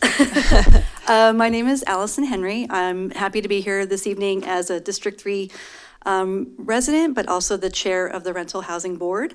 Thank you for taking this item late. I'll keep my comments brief, but maybe not to 3 minutes. First, I want to thank the Rent Stabilization Department for all of the work that went into this report. As Councilmember Madison said, it's chock full of information and really good information. So I'll let the department speak to some of that, but I wanted to just share a few. I was called up a little bit before I was ready, so forgive my breathlessness here. I wanted to just give you all just a walkthrough of some upcoming board activities that are really important and are kind of a change or a slight pivot from the implementation of Measure H. The other role that the body serves is quasi-judicial, like yourselves. So next month, we're going to hear our first petition for appeal. This is, in my opinion, this is going to be a good example, a good, I don't want to say test, but this is going to show the city, I hope, and the residents that the board is fair, that we can hear appeals, that we can decide on this on the merits, just as all of you were discussing an appeal that came to you. And this includes things like making sure board members, we had training on appeals in July, but that's a long time ago, right? This is January. So we'll be getting sort of a reminder to board members of that training, but this is all only going to work if there's trust. Trust in the board, trust in the members, trust in the department. All of you know me as the previous tenant menace, one of the authors of this measure, for which I'm actually extremely proud. I'm really proud of that. I was not in paid employment when I embarked on this task. In fact, I drained my 401k to stay in my apartment in those years of 2017, 2018, 2019, 2020. So I have a huge stake in this. But it's important to me that the board have integrity and trust, right? So it's also in that vein that I come to you as a chair who wants to strengthen the board and promote competence and confidence of board members, as well as open lines of communication with you council members. There's a lot in our scope of the implementation of Measure H as a board, but there are a lot of things that we can't do. But we have the data to share recommendations, ideas, suggestions with you. And a lot of that's contained in this report. The other thing towards sort of a sense of transparency, we don't yet have a standing committee. That's a budgetary item, but we have been using ad hoc committees as appropriate. I have established an ad hoc committee for the rental registry, which will be going for the next few months. This is consistent with the contract for 3DI coming up, and just a discussion with the community, stakeholders, et cetera, on how the system is going, what improvements should we be looking for, but also with an emphasis towards cross-departmental work. The housing department and the rent stabilization department are two different departments, but there might be some ways they can work together. Similarly with code compliance, the police department, those sorts of departments. And it's in that vein that I want to just point you very quickly to some of the things in this report around data. At the request of board members, we asked for some data to be done district by district. On page 51 of the report, we've broken down things like the median rents, not we, the department, but we've asked for things like median rents, but also, and it's another portion of the report, things like 3-day notices and eviction data, which is in another part of the report, sorry. And this is for a few reasons. I think there was the idea that there were only 1 or 2 districts in the city. That's actually getting closer to it. Whoever's driving the PowerPoint bus, thank you. I think there was a thought that maybe evictions, 3-day notices, et cetera, only affected 1 or 2 districts in the city. And when you actually look at that data, there's some surprising things to me. Districts 6 and 7 actually come to the top in terms of things that indicate at-risk housing. And that's a narrative shift for our city, and I think one that's very important. So I would encourage you to look at that. The housing inventory, which is on pages 48 and 49. This is another example of data that is really useful, but outside the scope of the work of the rent board. In the next few years, in fact, maybe even before the next few years, as we discuss housing targets, I think this is really useful information for things like the next iteration of the housing element. Should the mayor put together another housing task force on construction and things like that? But we also see in that same data the exemptions. We have had members of the public who are not happy with this law have concerns about, is my property exempt? And you can see in this data, the department and the board try and be really diligent about making sure people aren't paying a rental registry fee for something that they're not renting out.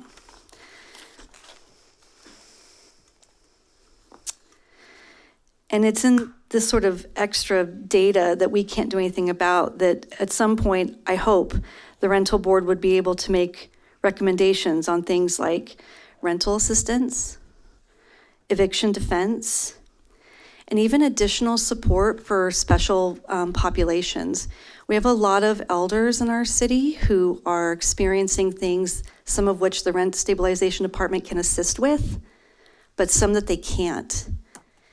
And it takes a lot of time to work with anyone, let alone someone who is keeping their documents not on a computer, not on a phone. And I recognize that the housing counselors could be like totally taxed if they're only working with our senior population. So these are just merely suggestions from my journey and my communications with people in the city. But I really do encourage you to check out all of the data and your district stats. And I would also just finally like to make two comments. all of you, I either have your phone numbers and have texted you or see you in community events. I really want there to be open lines of communication with either myself or your appointed board member or any board member, because I really feel like some of the trust and integrity for all of this to work is to actually work together. And in fact, as we're looking at this, working together, last week the city did a homeless count. You can see on the screen right now, the department rescinded 25 evictions, right? That's 25 folks that may not have thankfully shown up in the housing or the homeless count, and in rent increases that were not legal that were rescinded. These sometimes are the first things towards homelessness, and so this is very meaningful data on impact. I understand that it's impact only for tenants, but it's very meaningful impact. For landlords, prior to the rent stabilization department, if they ever had any questions about housing policy or legality, stuff like that, there wasn't anyone for them to speak to. Unless they were talking about fair housing, they could access the Housing Rights Center. But if it was something outside of a legal rent increase, there was no person in the city they could talk to. And finally, as you may or may not know, we actually have 2 openings now on the board. We have an at-large, and I'm sorry to steal your thunder, Mark Chomsky, but we have the at-large vacancy by Arnold Siegel, who served our board very well. And unfortunately, Mr. Masuda's wonderful appointee, Barbara Pitts, is retiring from the board. And thank you, Mr. Masuda. She served wonderfully and was a great colleague. So I say all this to say there are going to be openings on the board. Some of you will hopefully put some good candidates forward, or we'll have candidates that already applied come forward. But it's a really important job. If people ever have any questions about what's to be expected of them, send them my way, send them to any of the other board members. But we really do want to support onboarding board members so they can kind of hit the ground running. I know I went over a little, so with that, if you have any questions, I'm really happy to answer them. It really is my great pride and joy to stand here right now as the chair of the Rental Housing Board with a voter-passed housing policy. That makes me really proud. Thank you. Great. Thank you so much, Chair Henry, for your presentation and your service to our city over many years, especially the last several years. It's been a heavy lift, but we're really excited to see how far both the board and the department have come. So thank you for sharing. I see Councilmember Cole is in the queue. Do you have questions for the chair? No, I don't have questions for the chair. Did we plan to go to?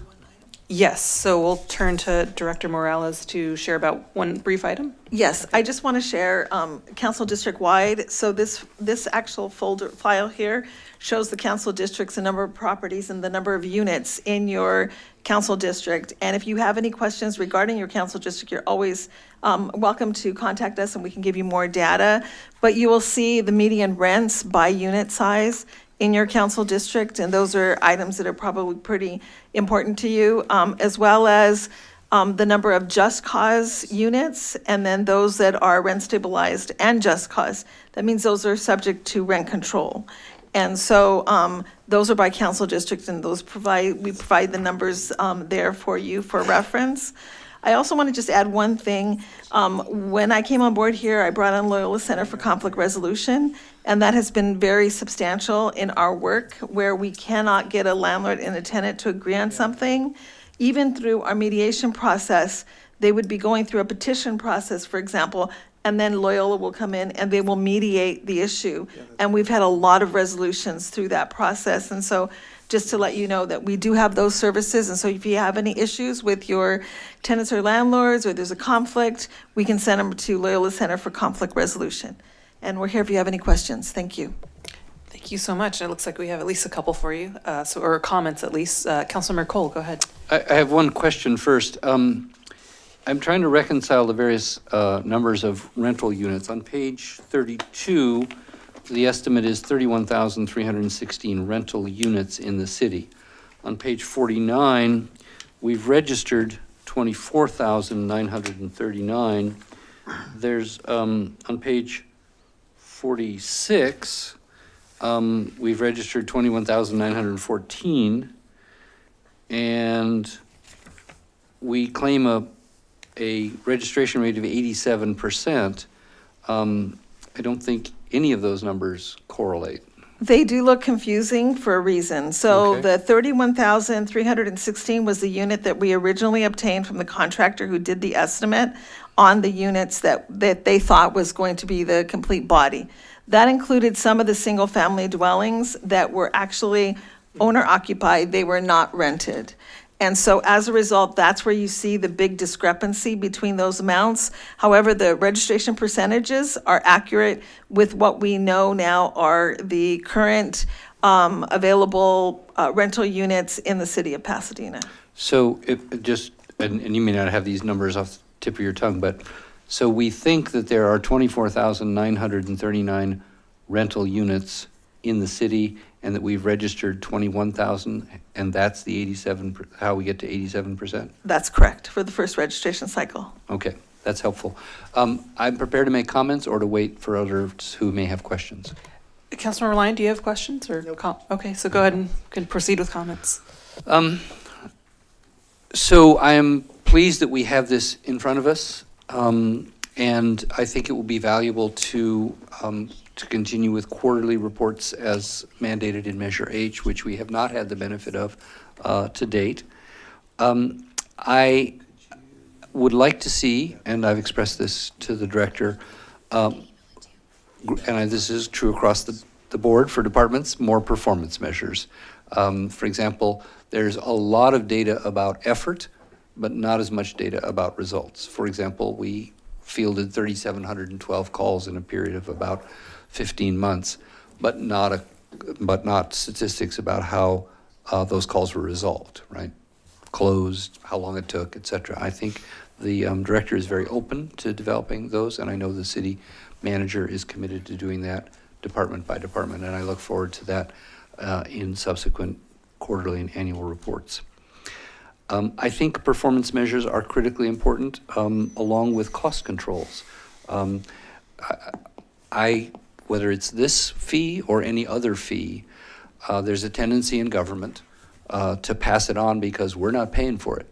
And I think whether it's tenants, landlords, residents, users of particular recreation services, we have to be very cost conscious of what we're imposing on folks. And if we can reduce those costs and be very disciplined about focusing in on what works versus focusing in on what we think will work, I think we can have a cost-effective program, which I think will go to the trust and the satisfaction.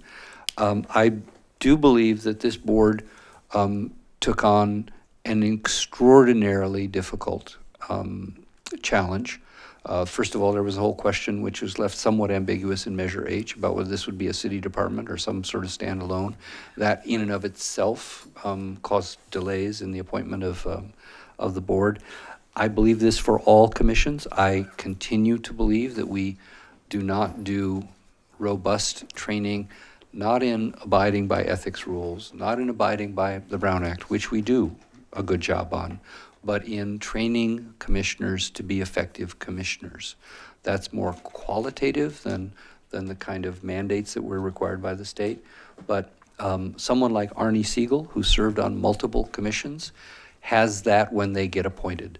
Someone who's never served on a city commission or ever served on a nonprofit board is suddenly thrust into a very controversial, very difficult situation, and I think we owe it to them for their effectiveness and our effectiveness to do that across the board with our commissions, but particularly one as sensitive and high profile as this. I strongly support Chair Henry's comments, especially her comments about cross-departmental collaboration. The housing department, the rental housing department, these are so intertwined along with the other departments that she referenced. Again, I've said this before, I don't think our city has internalized the reality that we've gone from a city of 60% homeowners to a city of just under 60% renters. That's a sea change in our community. A clear majority of our residents are renters.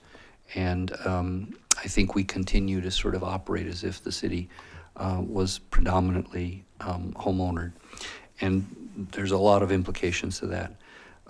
Finally, I have to say that I think that the report is could have been improved in its credibility and trust building if it had acknowledged that this was a very difficult and rocky road, and that delays happened, mistakes happened, and sometimes the board and the department found themselves thrust into very challenging circumstances.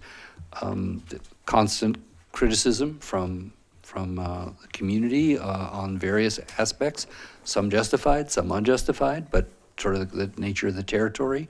A lawsuit that has worked its way through the court that's shadowed all of these deliberations. This is a huge amount of work. I think that's well documented in this report, but I think we could have said something besides that we've met or exceeded community expectations. I think community expectations in a city as diverse as this means that I think we've made a terrific effort at implementing a very complex and important step forward for our city. But I'm not sure we've met or exceeded everybody's expectations in the community on both sides. There are tenants who wish we had done more. There are landlords who wish we had done differently. And I think acknowledging that is okay. This is new, this is groundbreaking, and this is important. And we didn't get everything right. We didn't get everything done as anticipated. And I think it doesn't hurt our credibility, and it builds our trust to acknowledge those realities. Thank you. Councilmember Lyon? Thank you, Vice Mayor. So my comments now will be substantially shorter because Councilmember Cole well set up what I wanted to talk about. But first, let me say thank you for the report. I think it's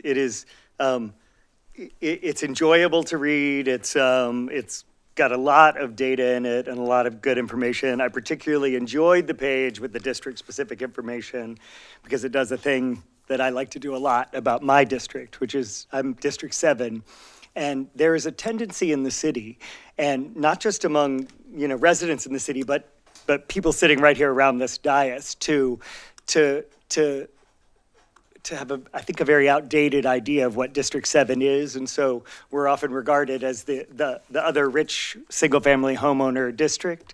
The fact is we sit right in the middle of the city on almost all economic measures. We are incredibly demographically and economically diverse in District 7, and you can see some of that here. We also have the highest, purely in numbers, the highest number of rent-stabilized units. So the only thing I would have added here were just the citywide averages. So we can compare as between districts, but it is nice to see just what the citywide averages and where we sit next to it. I have to go back and do that math for myself. I want to thank Chair Henry for speaking.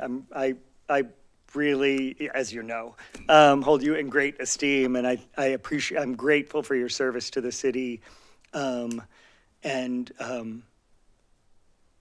how honest and forthright and even-handed you are in this endeavor, and I'm grateful for it. My critique is that I thought, I'm going to go a little bit further than Councilmember Cole went. I thought the staff report and relatedly the actual annual report is really tone deaf. There's a lot of genuine criticism of the department, and to only talk about how excellent we're doing and to take kind of a victory lap, I thought was a little boneheaded, honestly. There are people who hate that we passed an ordinance, or charter provision. It's passed, it's done, it's the voters picked it, it's the law. But within that, there are a lot of critiques about how we're doing this, and this board is not only, and this department, it's not only regulating the rights of tenants, it's regulating an incredibly important economic segment of our city. And I think not enough attention has been paid to the economic critique about what's happening for particularly small-time landlords. And I can tell you this, we don't want to become a city where we only have corporate-owned units. So it would behoove all of us, including tenants, to find a way to make this work better for landlords. And that frustration and that pain is not acknowledged anywhere in this report that I could see in a meaningful way. I continue to hear anecdotal reports, so I can't compare it to to the numbers you have here, but that staff's not responsive or takes a long time to respond. That a lot of the policies announced or the rules announced to people, this is true of both landlords and tenants, are not codified in the ordinance and don't seem to be written down and feel arbitrary. And we could talk about what some of those specifics are.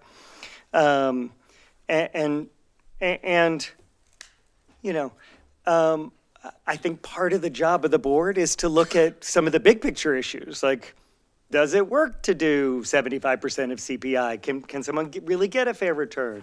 Are the carve-outs on the fair return for the hearings, are the things that are carved out of inclusion in the fair return fair, right? And we got to be looking at that as we're going along and not just take those things as handed down from on high, because they're not. They're written in, but it might make sense to change them, right?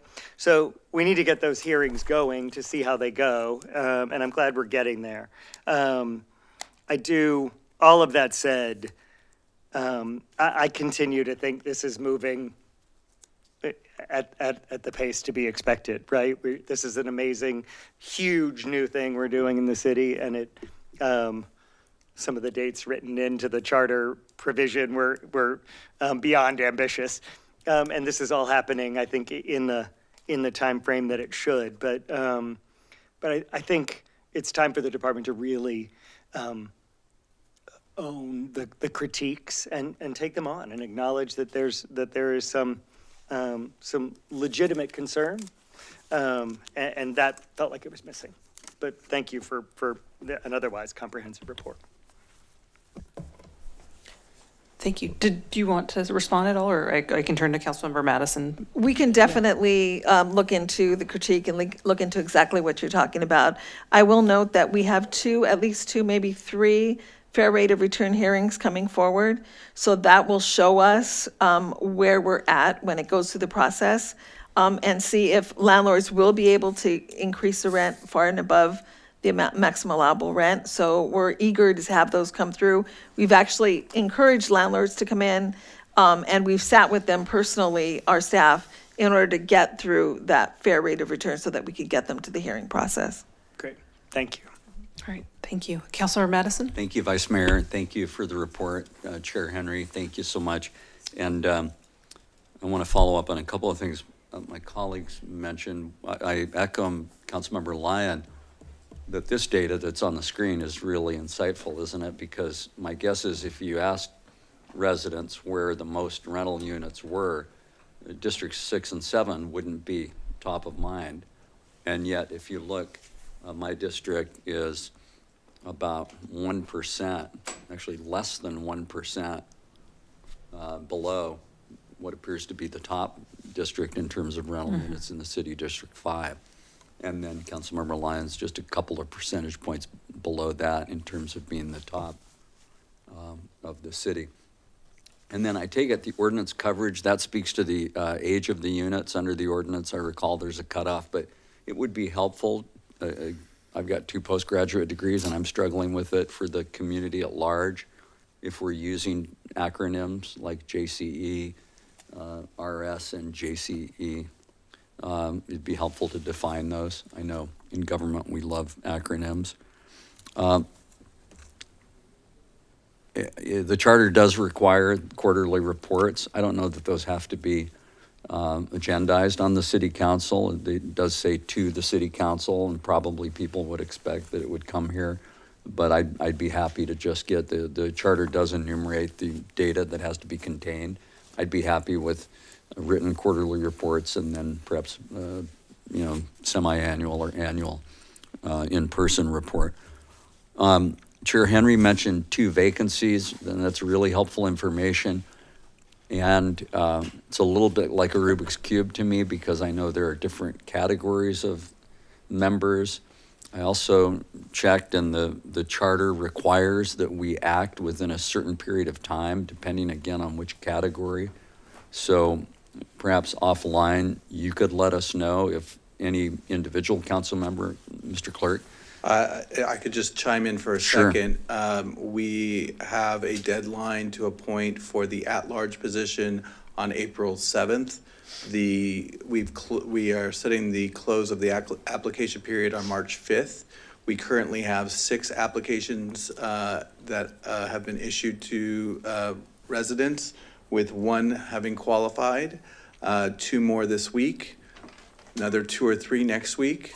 Great. So I have no worry that you'll have a number of candidates to at least look at, so long as everybody qualifies. And then the tenant position that's been open for, that recently opened due to Barbara Pitt's resignation, we still haven't yet started the clock on that because the council has to act to accept the resignation, which will be Monday. But Mr. Masuda basically has the floor for that to make a selection, and then the council would ratify his selection. So the at-large position that you have to appoint will be done at a council meeting. We'll follow the steps that we have for previous ones, and the council has to come to consensus on 1 applicant to appoint for that vacancy. And my office will do the administration of the applications as we have been tasked with in the charter. So the charter says that if the missing member is a non-alternate member of the tenant group, their replacement must be appointed by the council member representing their district. Correct, So but we that's- still have the council do the ratification. Of course, but that's why it falls to Mr. Masuda to replace Ms. Pitt, Correct. which I'm sure he'll do.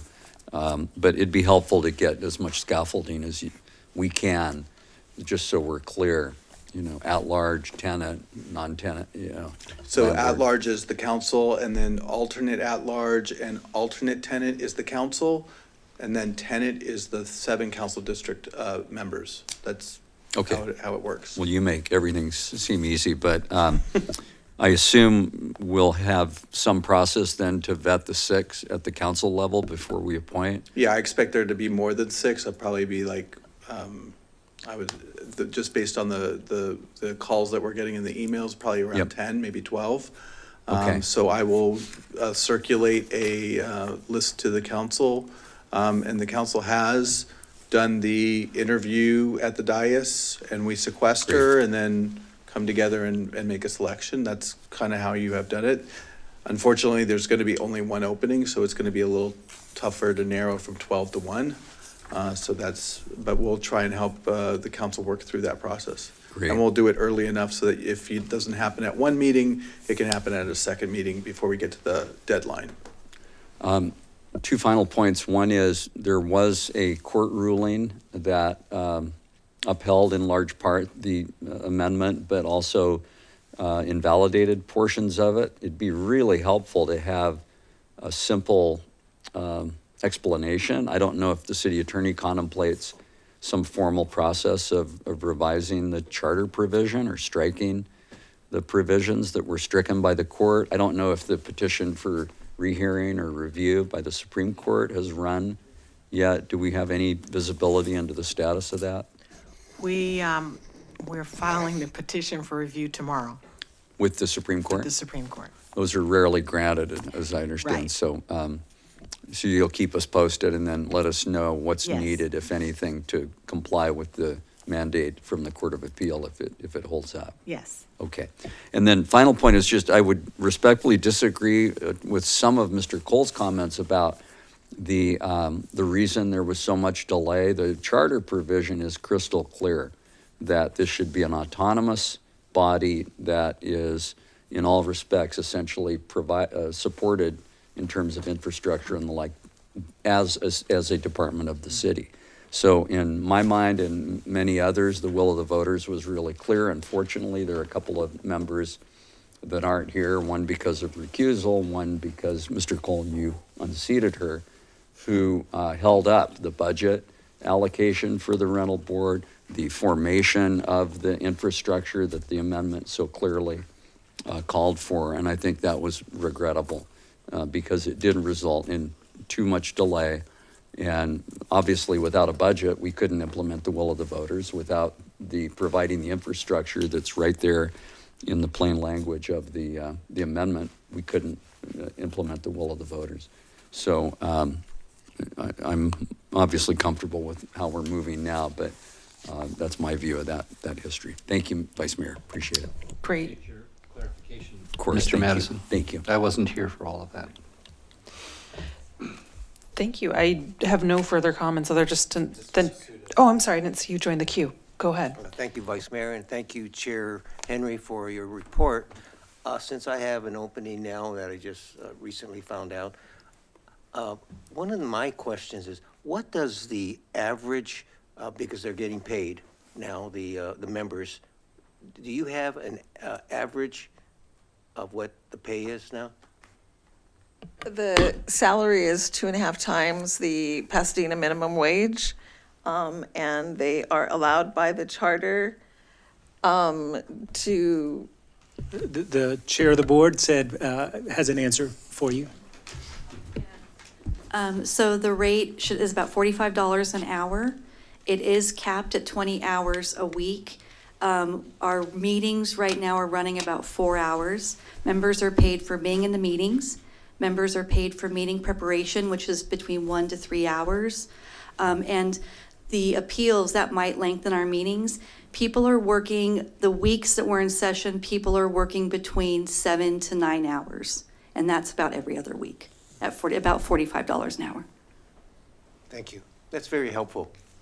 It is. Thank you for that information. I have nothing further, just again to thank both the board, including Chair Henry, for being here tonight, all of the staff of the department. Again, we know it's been a long road to get to where we are, and we're excited to see where we'll be in the coming months and years. So thank you. I would just note, before we finish with that item, that there were 10 letters advocating for the city council to reconsider the city's rent stabilization department, expressing concerns with the actions of the Pasadena Rental Housing Board that are hindering rental housing providers and providing comments related to the staff report. Those letters were distributed to the council, posted online, are part of the record for this item. I didn't want to let that pass before we announced that. Thank you for that. And this is information item, so no action needed. So by consensus, the information is received and filed. Great.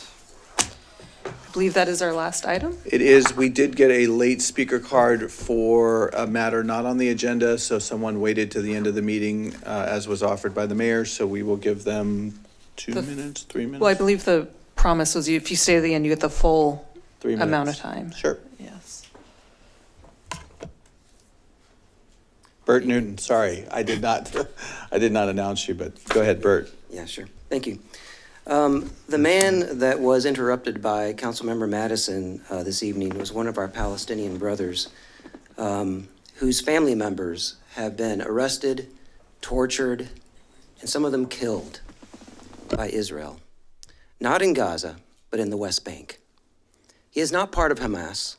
In fact, his family is a Christian family.